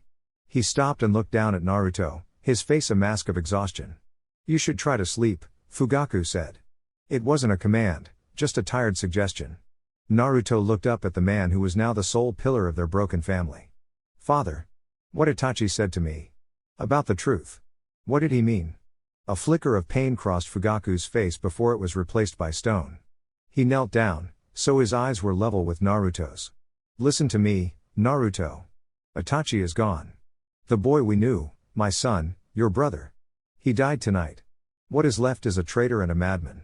The words of a madman are poison. Do not let them take root in you. But he cried, Naruto whispered, the image of the bloody tear burned into his memory. Madmen don't cry. Fugaku's jaw tightened. The Sharingan can make you see many things. Do not trust your eyes when they are clouded by grief. Your only truth now, your only mission, is to get stronger. Strong enough to protect your brother when he wakes. Strong enough to protect what we have left.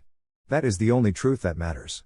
He stood up, his face unreadable, and went to stand beside his wife, placing a hand on her shoulder. Naruto watched him, a knot of confusion and a new, steely resolve forming in his chest. His father was lying. He didn't know why, but he knew it as surely as he knew his own name. Fugaku was building a wall, and Itachi was on the other side of it.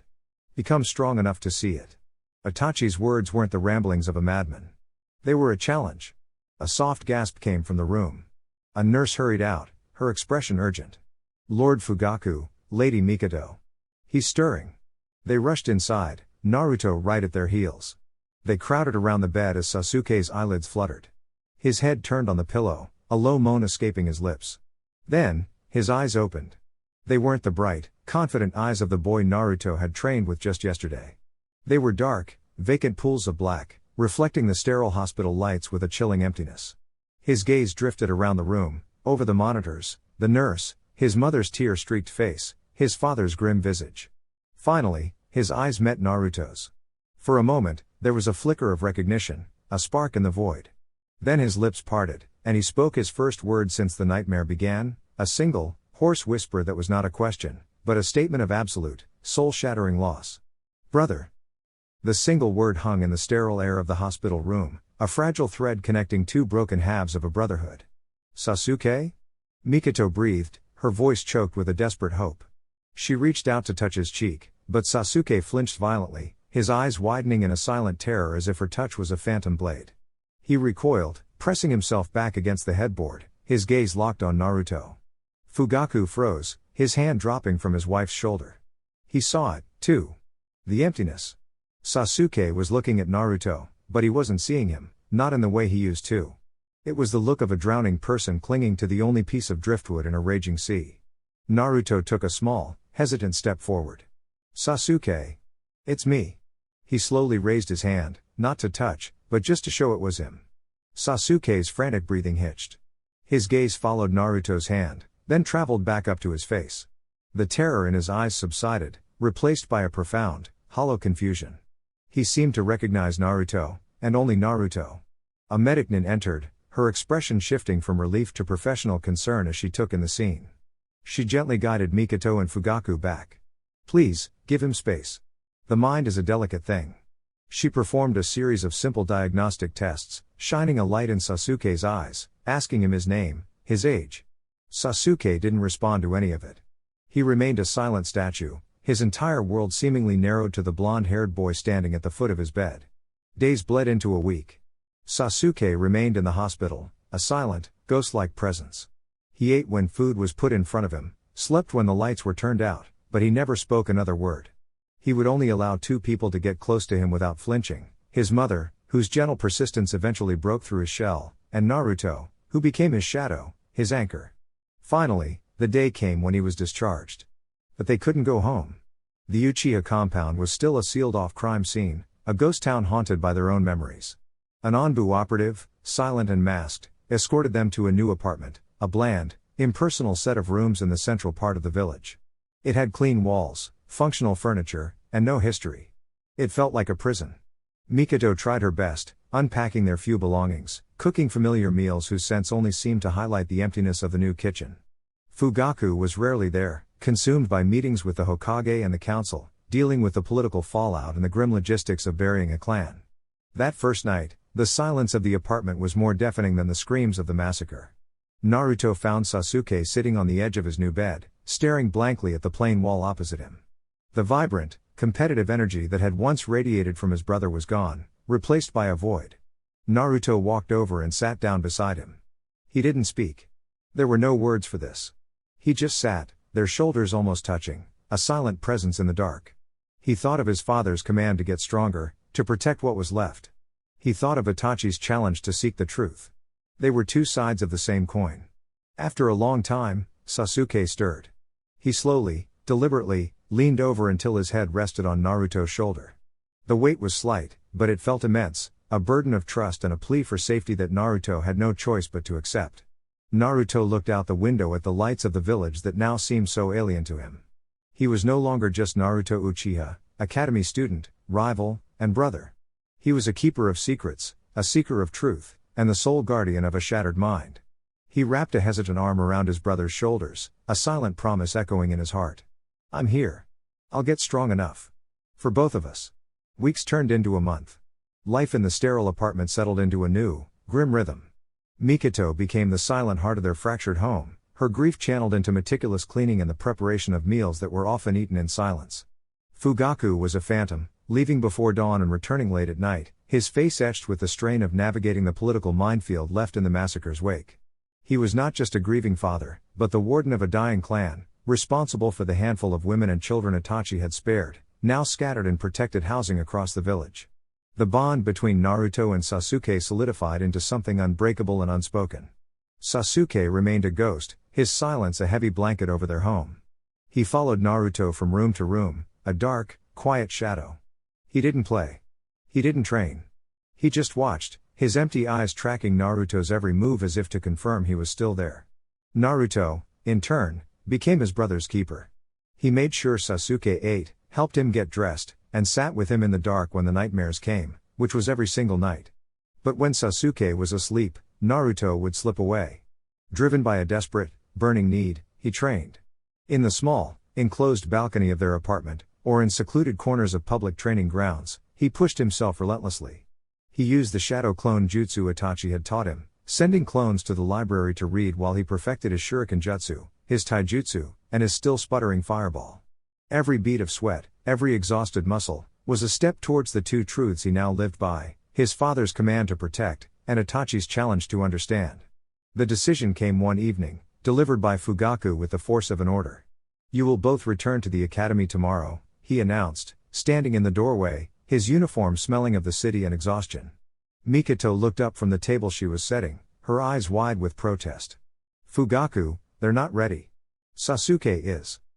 "Sasuke is an Uchiha," Fugaku cut in, his voice leaving no room for argument. "And an Uchiha does not hide. The world will whisper. Let them. We will face it with our heads held high. They need routine. They need to move forward." He looked at Naruto. "You will watch over him." It wasn't a question. The next morning, the walk to the academy was an ordeal. Every head turned as they passed. Villagers stopped their conversations, their gazes a mixture of pity and fear. The whispers were like the rustling of snakes in tall grass. "The Uchiha boys. The only ones left. That's the demon container, isn't it? Wonder if he..." Naruto ignored them, his jaw set. He held Sasuke's hand, his grip firm and steady. Sasuke, for his part, seemed oblivious, his gaze fixed on the ground in front of him, his steps perfectly in sync with Naruto's. When they entered the classroom, the usual morning chatter died instantly. Iruka-sensei, standing at the front of the room, froze, a piece of chalk in his hand. Every child, Kiba with Akamaru peeking out of his jacket, Shikamaru with his head on his desk, Sakura and Ino in the middle of a hushed argument, stopped and stared. The silence was a physical weight. Naruto led Sasuke to their old seats in the back. As they sat down, a voice cut through the quiet. "Whoa, look who's back," Kiba Inuzuka said, not with malice, but with the thoughtless curiosity of a child. "Heard your big brother went crazy and..." "Kiba," Iruka snapped, his voice sharper than any of the students had ever heard it. Kiba flinched and fell silent. But the damage was done. The word crazy hung in the air. Naruto felt Sasuke tremble beside him. Without a word, he wrapped an arm around his brother's shoulders, pulling him closer. It was a simple, defiant gesture. He glared across the room, his blue eyes hard as ice, a silent challenge to anyone else who dared to speak. The message was clear. The world had changed. The Uchiha compound was gone. Their family was a ruin. But here, in this classroom, and everywhere else they went, they were not two boys. They were one. And to get to Sasuke, the world would have to go through him. The tension in the classroom was a palpable thing.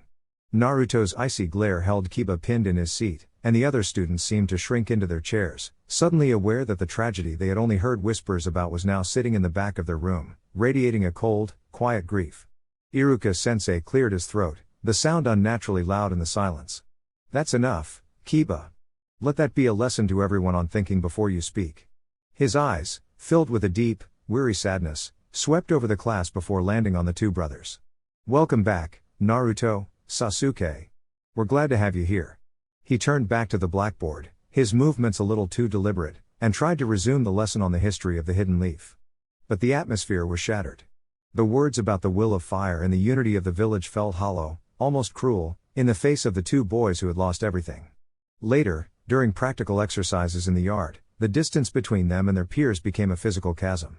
The students practiced throwing kunai at wooden targets. Before, Naruto and Sasuke would have been at the center of it, their rivalry a source of entertainment and competition for the whole class. Now, they were an island. The other children gave them a wide berth, stealing nervous glances when they thought the brothers weren't looking. Iruka approached them gently. "Naruto, Sasuke, would you like to try?" Naruto nodded, grabbing a handful of kunai. He stepped up to the line, his form solid, his focus intense. He let the weapons fly, and they thudded into the target, not a perfect bullseye, but all within the scoring rings. It was a display of solid, practiced skill. He stepped back and looked at his brother. Sasuke hadn't moved. He stood with his hands in his pockets, his gaze fixed on the target, but his eyes were unfocused, seeing something 1,000 yards away. "Sasuke?" Naruto prompted softly. Sasuke didn't respond. He seemed locked in his own silent world. Frustration and worry warred on Naruto's face. He knew pushing him would be useless. He was about to tell Iruka they were finished when a kunai was suddenly pressed into his hand. He looked down. Sasuke had taken a single kunai from the log and was holding it out to him, his eyes still distant. "Your wrist," Sasuke whispered, his voice raspy from disuse. "You're twisting it too early. The spin is wrong." Naruto froze, staring at his brother. It was the most he'd said in a single stretch since the massacre. It wasn't a conversation, but it was something. It was an echo of the boy he used to be, the prodigy who could spot the tiniest flaw, the rival who was always pushing him to be better. Without a word, Naruto took the kunai. He stepped back to the line, concentrating on Sasuke's words. He focused on his grip, his release, keeping his wrist perfectly straight until the last possible moment.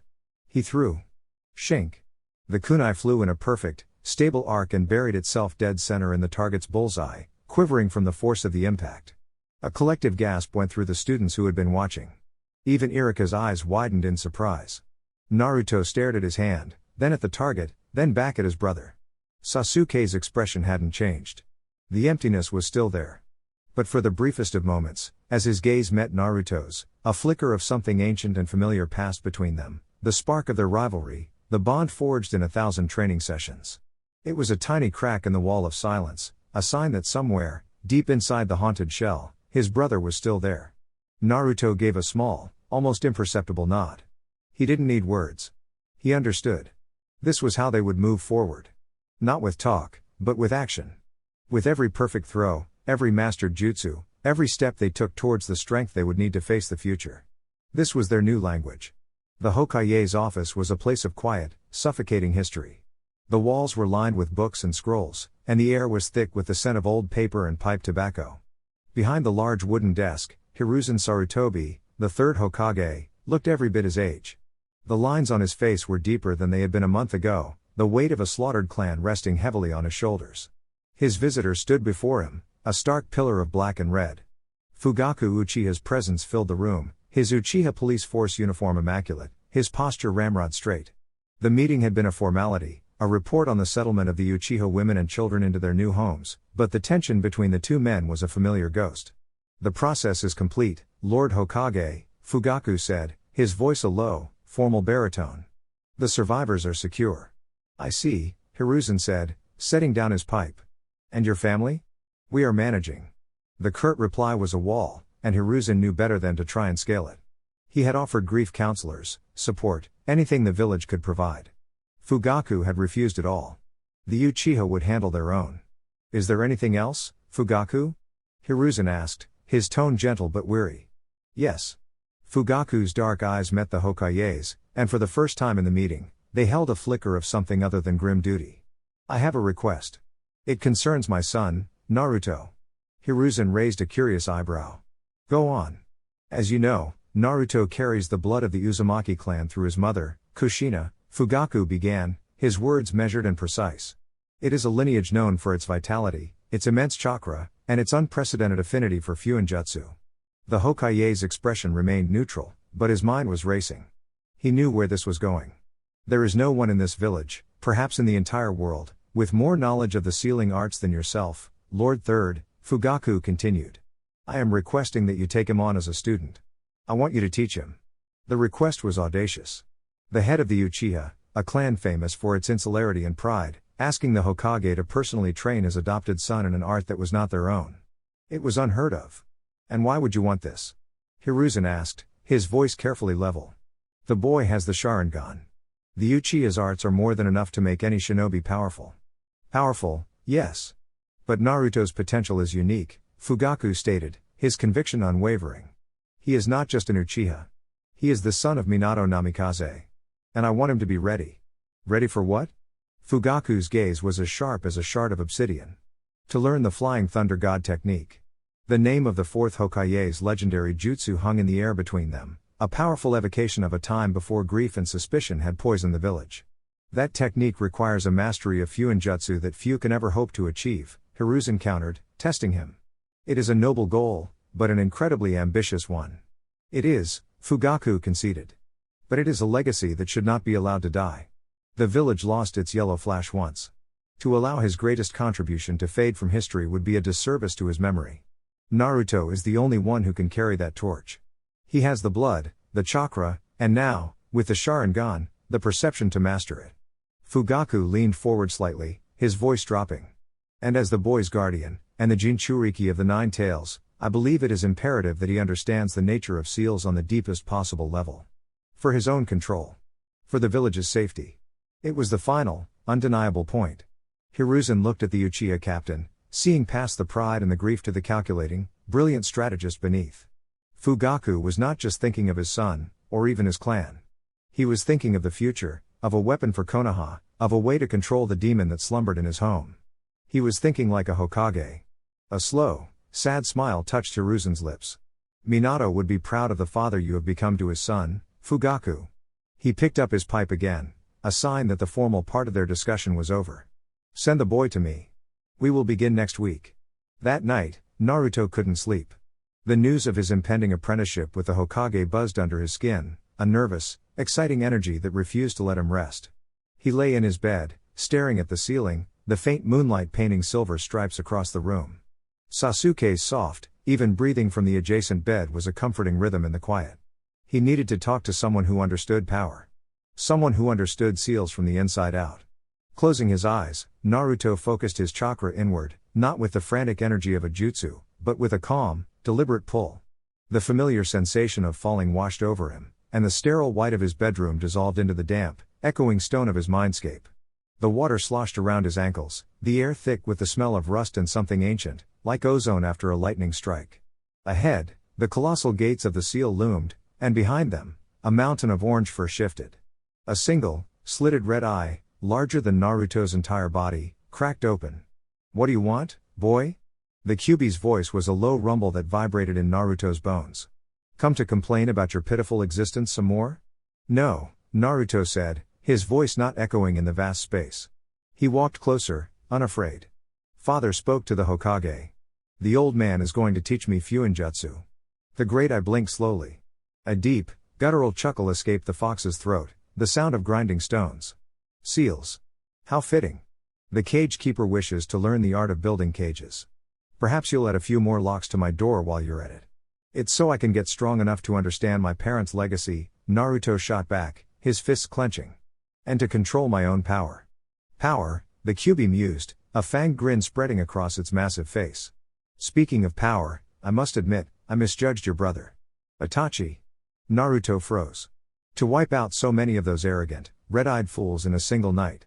An impressive feat, the fox continued, a malicious glee dancing in its crimson eye. Even I didn't manage that.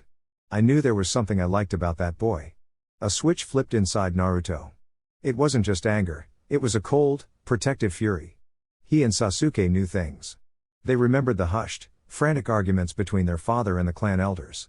They remembered Itachi's exhausted face after long meetings, and the whispered words they weren't meant to hear. Coup is madness, Danzo will not stand for it, protect the village.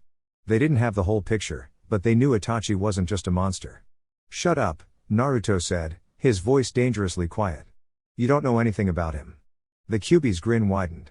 Oh, I know a massacre when I see one. And his was a work of art. I said, shut up, Naruto yelled. He squeezed his eyes shut, not in fear, but in intense concentration. The water around his feet stopped sloshing. It grew still, then began to churn. He poured his will into the mindscape, his imagination his only weapon. He thought of the stories of the Sage of Six Paths, the one being the Baiju truly feared. What is this pathetic little trick? The Kyūbi snarled, sensing the shift in the environment. From the murky water, ethereal shapes began to rise. Not chains, not weapons, but something far more absurd and, to a being of pure ego, far more insulting. The water coalesced into the forms of a dozen massive, fluffy, white sheep. They had dopey, smiling faces and bleated softly as they began to prance and bounce around the Kyūbi's cage. One of them began to gently chew on the bars. Sheep? You dare mock me with. But then, the real nightmare began. Behind the flock of spectral sheep, a new figure materialized from the shadows. It was a perfect, silent, stone-faced replica of Uchiha Madara, holding a pair of enormous hedge clippers. The apparition of Madara ignored the Kyūbi entirely, his gaze fixed on the fox's fur with the intense, critical eye of a master gardener about to trim an overgrown bush. The Kyūbi, the most powerful force of nature on the planet, fell utterly silent. Its eye widened, the malicious glee replaced by a flicker of pure, unadulterated outrage and confusion. It stared at the silent Madara, at the giant clippers, and at the fluffy sheep now nuzzling against its cage. Naruto stood there, panting slightly from the effort, a defiant look on his face. Itachi is my brother, he said, his voice firm. He's not your entertainment. And you will not talk about him like that again. Understand? The Kyūbi stared from Naruto to the phantom gardener and his fluffy army, then back to Naruto. A low growl rumbled in its chest, a sound of pure, frustrated indignation. For the first time, the demon fox had absolutely no idea what to say. The silence in the mindscape stretched, thick and heavy. The phantom of Madara stood impassively with his hedge clippers, and the fluffy sheep continued to nuzzle the bars of the great gate, their soft bleating the only sound. The Kyūbi's colossal red eye stared, its fury momentarily short-circuited by sheer absurdity. Finally, with a sound like a collapsing mountain, the demon fox let out a long, weary sigh. The phantoms of Madara and his fluffy army flickered and dissolved into mist. A childish, infuriating trick, the Kyūbi grumbled, the anger returning to its voice, but it was muted now, like embers after a fire. But a trick nonetheless. It settled back down, the mountain of orange fur shifting. This sewer still stinks, brat. If you're going to play God in your own head, at least have the decency to make the scenery less insulting. Naruto blinked. It wasn't an apology, not even close. But it was an acknowledgement. A challenge. An invitation. A small, triumphant smile touched his lips before he turned, the exhaustion from his mental exertion suddenly hitting him like a wave. The damp stone dissolved around him, and he was back in the quiet of his bedroom. He was breathing heavily, a thin sheen of sweat on his forehead. He felt drained, but a new sense of control, of potential, hummed within him. He had pushed back, and the demon had blinked. A week later, Naruto stood before the imposing entrance to the Hokage tower. He adjusted the Uchiha crest on the back of his shirt, feeling the nervous flutter in his stomach. This was different from clan training. This was the heart of the village. An Anbu guard with a porcelain cat mask appeared silently at his side. The Hokage is expecting you, Naruto-sama. The title felt strange. He was just Naruto. But the guard led him through the halls with a quiet reverence that made Naruto stand a little taller. He was escorted not to the public office, but to a private study in the back, a room filled from floor to ceiling with scrolls on every conceivable subject. The air smelled of ink, old paper, and wisdom. Hiruzen Sarutobi sat not behind a desk, but at a low table in the center of the room. He wore simple robes, and the kind, grandfatherly smile he offered was genuine. Before him on the table were 2 inkstones, a pot of water, several ink sticks, and a stack of clean, white paper. Come, Naruto. Sit, the Hokage said, his voice warm. Naruto sat opposite him, his eyes wide as he took in the scholarly clutter of the room. He expected to be shown complex diagrams, to be told secrets of powerful jutsu. Instead, Hiruzen pushed a single sheet of paper, a brush, and an inkstone toward him. Grind the ink. Naruto blinked, confused. That's it? That is the first step, Hiruzen said, his eyes twinkling. He demonstrated, adding a few drops of water to his own inkstone and rubbing the ink stick in a slow, circular motion. Fuinjutsu is not like your fire style. It is not an explosion of chakra. It is an art of absolute precision. The consistency of your ink, the quality of your brush, the focus of your mind, it all matters. Your intent flows from your spirit, through your chakra, into the ink, and onto the paper. The entire process is the jutsu. For half an hour, they sat in silence, the only sound the soft, rhythmic grinding of ink sticks against stone. Naruto, ever restless, found the process surprisingly calming. It forced him to focus, to pour his intention into a single, simple task. When the ink was a perfect, velvety black, Hiruzen finally spoke again. "Now, I want you to draw a circle." "A circle?" Naruto asked, feeling a little let down. "Just a circle," the Hokage confirmed. "No rulers. One continuous stroke. Infuse it with your chakra, but do not try to give it any purpose. Simply let your energy flow with the brush."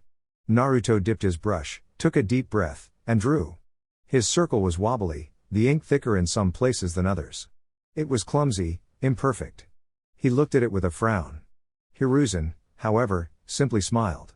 He took his own brush and, with a single, elegant movement, painted a perfect circle on his paper. The line was flawless, the ink uniform. It seemed to hum with a quiet energy.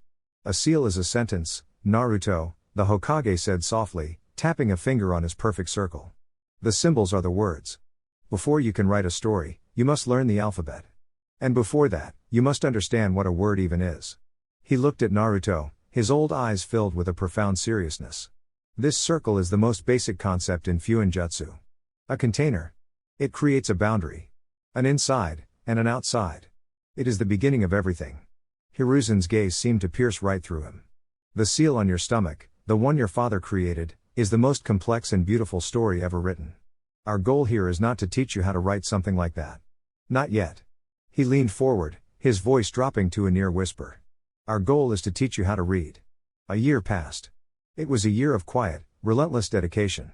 A year of silence in the sprawling Uchiha compound, where the ghosts of the dead were a constant presence. But it was also a year of growth, of scars beginning to fade into memory, and of two brothers forging their grief into a whetstone for their ambition. The Hokage's private study had become a second home to Naruto. The scent of ink and old paper was as familiar to him now as the smell of scorched wood from the Uchiha training grounds. He was no longer the restless boy who could barely sit still to grind an inkstone.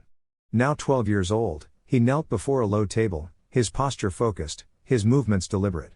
A large, complex diagram was spread before him, a master copy of a high-level barrier seal. His task for the past month had been to deconstruct it, to understand not just what it did, but how and why it did it. "The secondary trigrams are a diversion," Naruto murmured, his Sharingan active. The world of ink resolved into a sea of chakra pathways. He wasn't just looking at the lines, he was reading them. They're designed to draw an enemy's attention, to make them think the seal's anchor point is in the center. Across from him, Hiruzen Sarutobi watched over the rim of his teacup, a proud glint in his old eyes. "And where is the true anchor?" "Here," Naruto said, his finger hovering over a seemingly insignificant character in the outer ring. "It's a recursive loop. The seal powers itself by drawing on the ambient chakra that the diversions gather. It's not just a wall, it's a net." "Brilliant." "Indeed," Hiruzen said with a smile.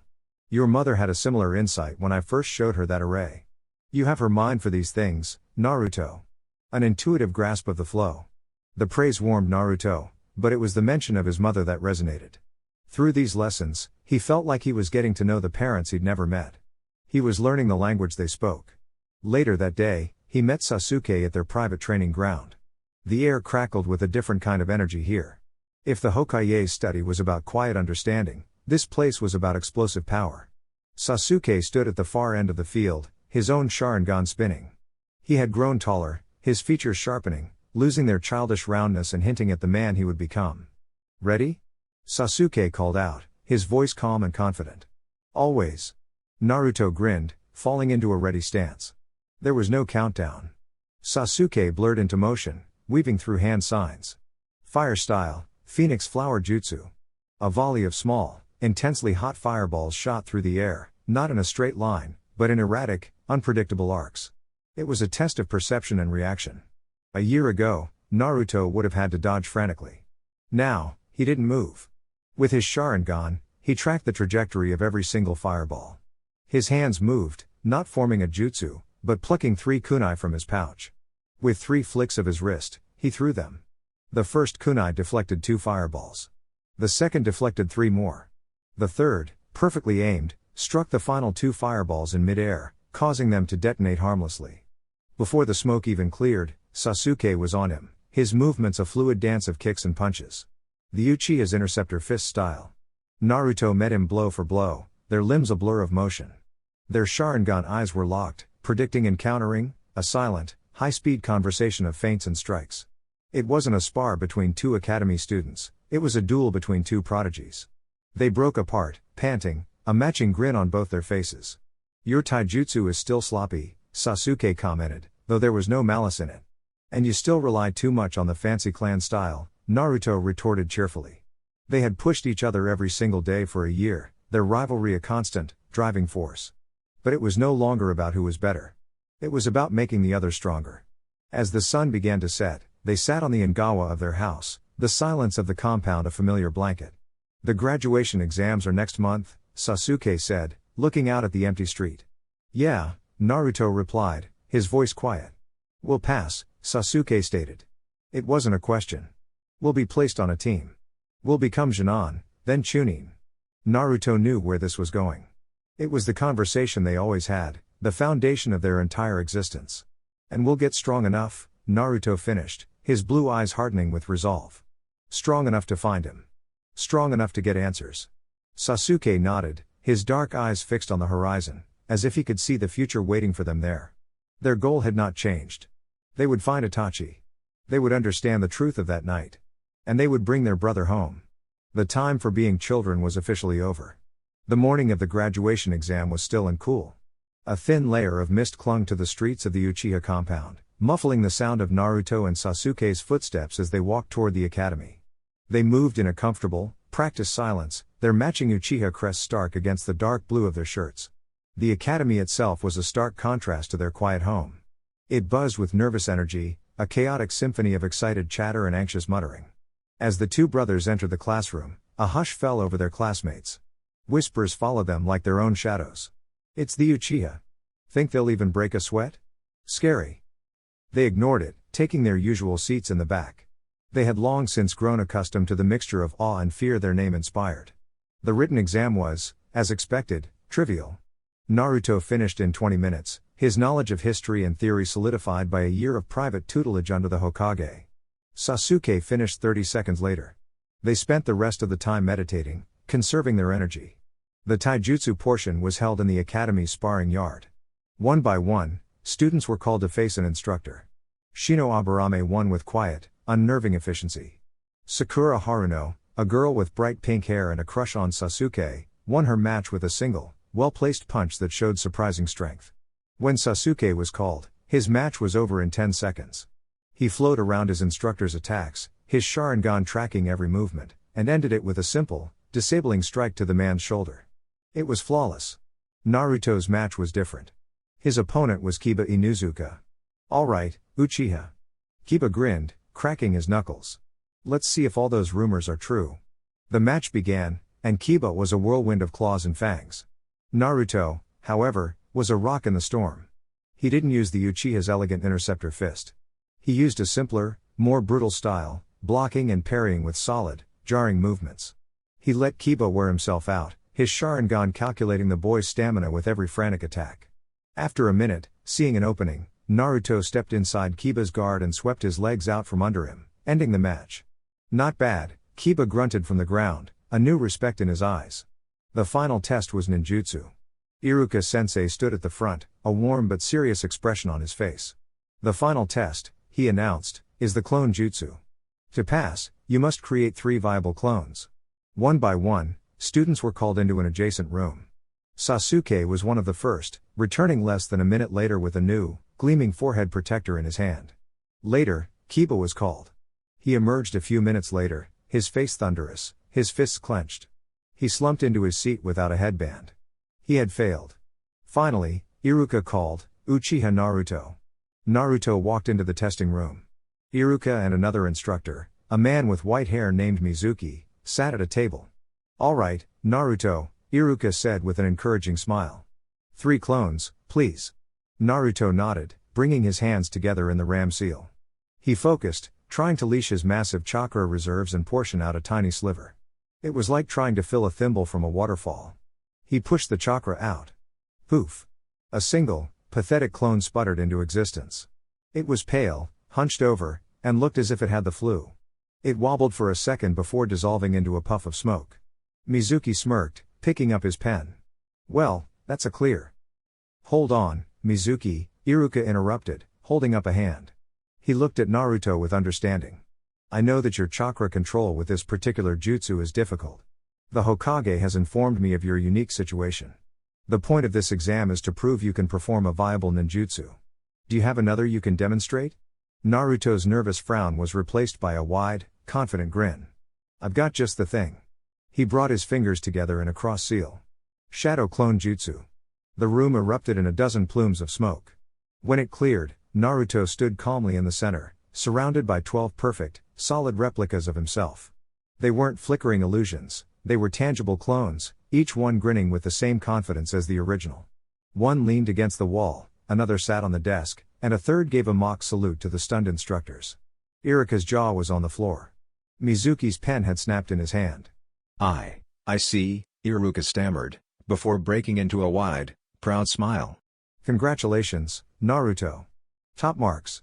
Naruto dispelled the clones and took the offered forehead protector, the cool metal a satisfying weight in his hand. He walked back into the classroom, giving Sasuke a triumphant nod. Later that afternoon, as Naruto and Sasuke walked home, headbands tied proudly around their foreheads, they saw a dejected Kiba sitting on the swing outside the academy. Tough break, Naruto said, pausing for a moment. Kiba just scowled at the ground. Whatever.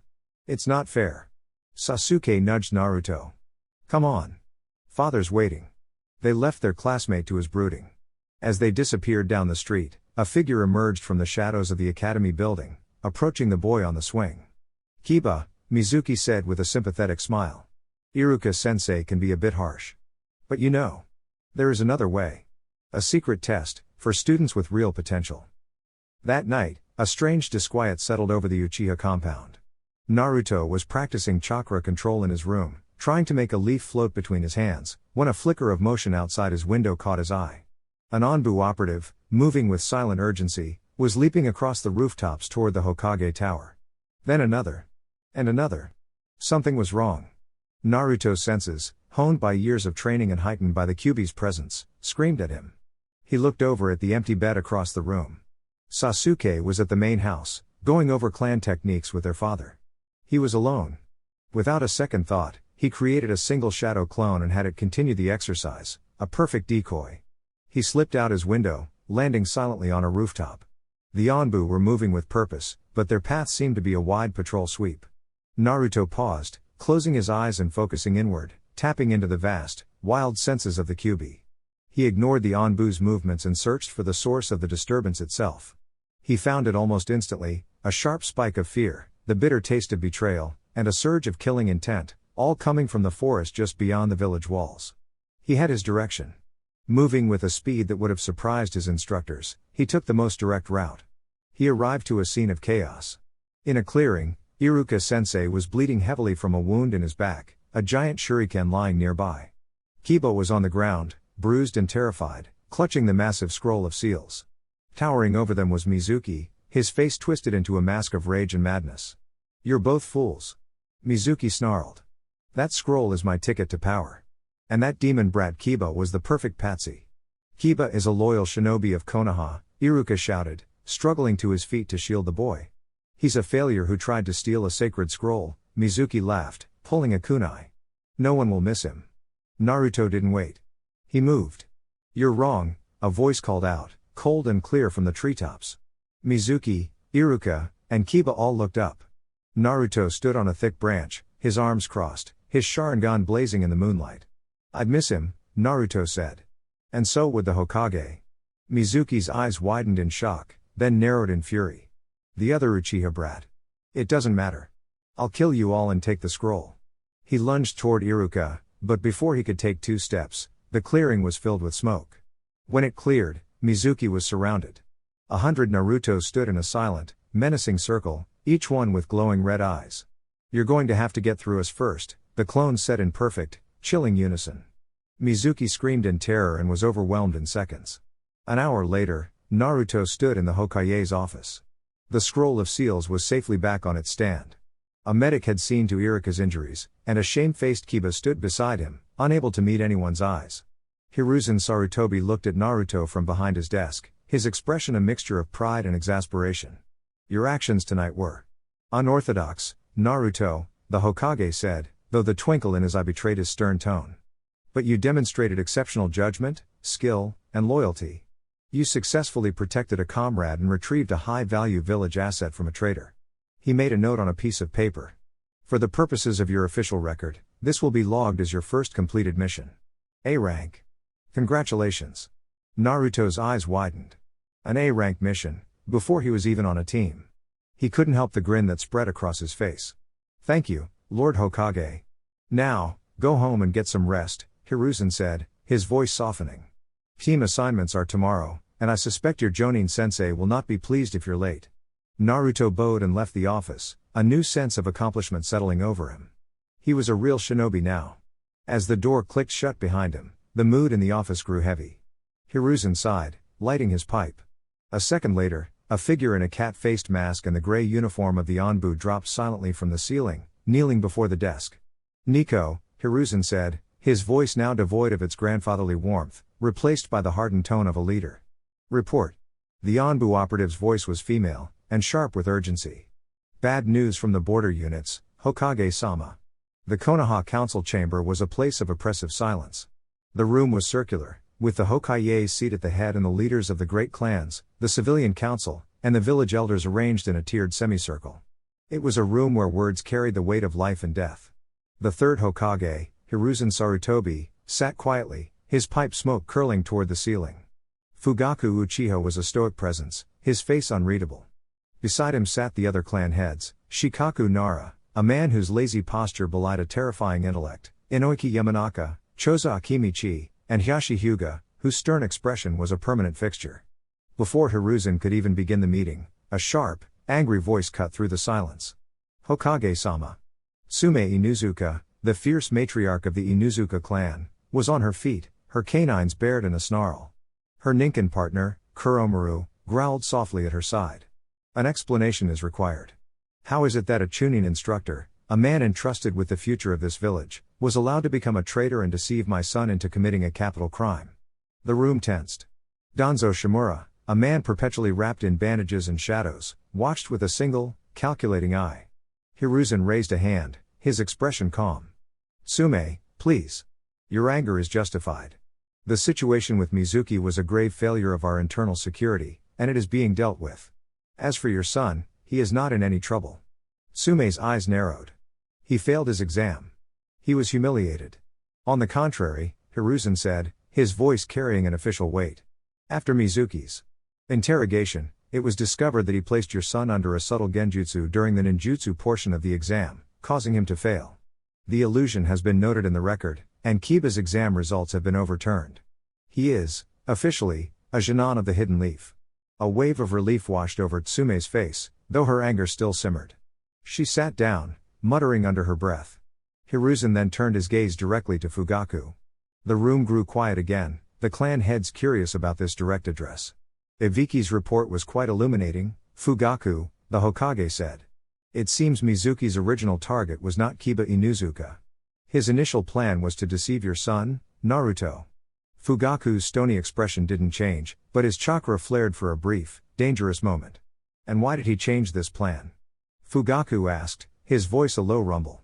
Because, Hiruzen replied, a faint hint of a smile touching his lips. Even a fool like Mizuki realized that attempting to place a genjutsu on a Sharingan-wielding Uchiha, even a young one, was an act of profound stupidity. A quiet murmur went through the chamber. It was a subtle but clear acknowledgement of the Uchiha's power, a small concession in the tense political landscape. Fugaku gave a curt, almost imperceptible nod. However, Hiruzen said, his tone shifting, becoming heavy and grave. That is not the primary reason I have called you all here today. He placed his pipe down, his eyes sweeping over every person in the room. I have received preliminary reports from our border patrols near the Land of Earth and the Land of Lightning. Both Iwagakure and Kumagakure are mobilizing their forces. The air in the room went cold. The lazy slouch of Shikaku Nara vanished, his eyes becoming sharp and focused. Hiyashi Hyuga's hands clenched. The memories of the Third Great Ninja War were still fresh scars for many in the room. Mobilizing for what purpose? Hiyashi demanded. We don't know for certain, Hiruzen admitted. But the scale of the movements is concerning. It is too coordinated to be a coincidence. They are gearing up for something. It could be a show of force, posturing. Or it could be the prelude to another war. He let the word hang in the air, heavy and poisonous. As of this moment, the village is on high alert. I want our shinobi prepared. And that includes the new Genin who will be assigned to their teams tomorrow. Their training is to be accelerated. Jonin sensei are instructed not to baby them. The time for simple D-rank missions is over. They must be made ready to face the world as it is, not as we wish it would be. He looked around the room, his gaze lingering on the clan heads, on the parents. I pray to the heavens that this is nothing more than saber rattling. I pray that this readiness will be for naught. But I would rather our children be ready for a war that never comes, than to have them die as unprepared youths in a war that does. Fugaku returned to the Uchiha compound as dusk bled across the sky, painting the clouds in shades of orange and bruised purple. The weight of the council meeting settled on his shoulders, heavier than any armor. He walked past the quiet, empty houses of his slaughtered clansmen, a grim reminder of the peace he had failed to keep within his own family. He would not fail again. He found them in the main house's dojo. Mikoto sat in quiet meditation in the center of the room, while Naruto and Sasuke were on opposite sides, practicing their Sharingan control by tracing the intricate wood grain of the floor panels with their eyes. The silence was comfortable, a fragile peace that Fugaku knew he was about to shatter. Mikoto. Boys, he said, his voice a low rumble that commanded their immediate attention. All three turned to him, sensing the gravity in his tone. Come to the study. We need to talk. In the study, surrounded by scrolls and the stoic history of their clan, Fugaku looked at his family. He saw his wife, a woman whose strength was a quiet, deep ocean. He saw Sasuke, his face a mask of fierce determination. And he saw Naruto, whose vibrant energy was now tempered by a watchful, serious gaze. I have just come from an emergency council meeting with the Hokage, Fugaku began, his voice leaving no room for argument. Tensions are rising on our borders. Iwagakure and Kumagakure are mobilizing. The village is preparing for the possibility of war. Mikoto's hands clenched in her lap, but her face remained serene. Sasuke's eyes widened, a flicker of something, fear, excitement, anger, passing through them. Naruto's expression hardened, his jaw tightening. I have already lost one son to the shadows, Fugaku said, the words tasting like ash in his mouth. I do not intend to lose anyone else. From this day forward, your training will change. The time for gradual growth is over. We will forge you into weapons sharp enough to cut down any threat. He turned to Naruto first, reaching into his flak jacket and producing a large, heavily sealed scroll. He placed it on the table with a heavy thud. The kanji for fourth was written on the clasp. Naruto, Fugaku said. This belonged to your father. It contains the complete theory and application of his Hiraishin no Jutsu.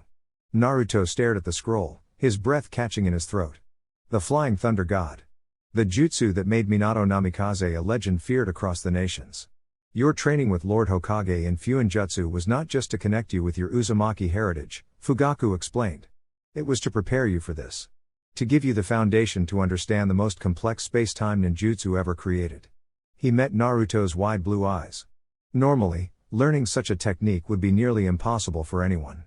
For a genius, it could take a decade of dedicated study. But you are not a normal genius, my boy. You have a tool no one else possesses in such abundance. Your shadow clones. Fugaku's voice was firm, an iron command. I want you to dedicate every waking moment you are not on a mission to this. Get your clones to work. I want you to have this jutsu mastered. In the face of war, it is the perfect failsafe. You can escape from any bad situation in an instant, or turn the tide of a battle in a single moment of surprise. He then turned his intense gaze to his other son. Sasuke. Sasuke straightened, his back rigid.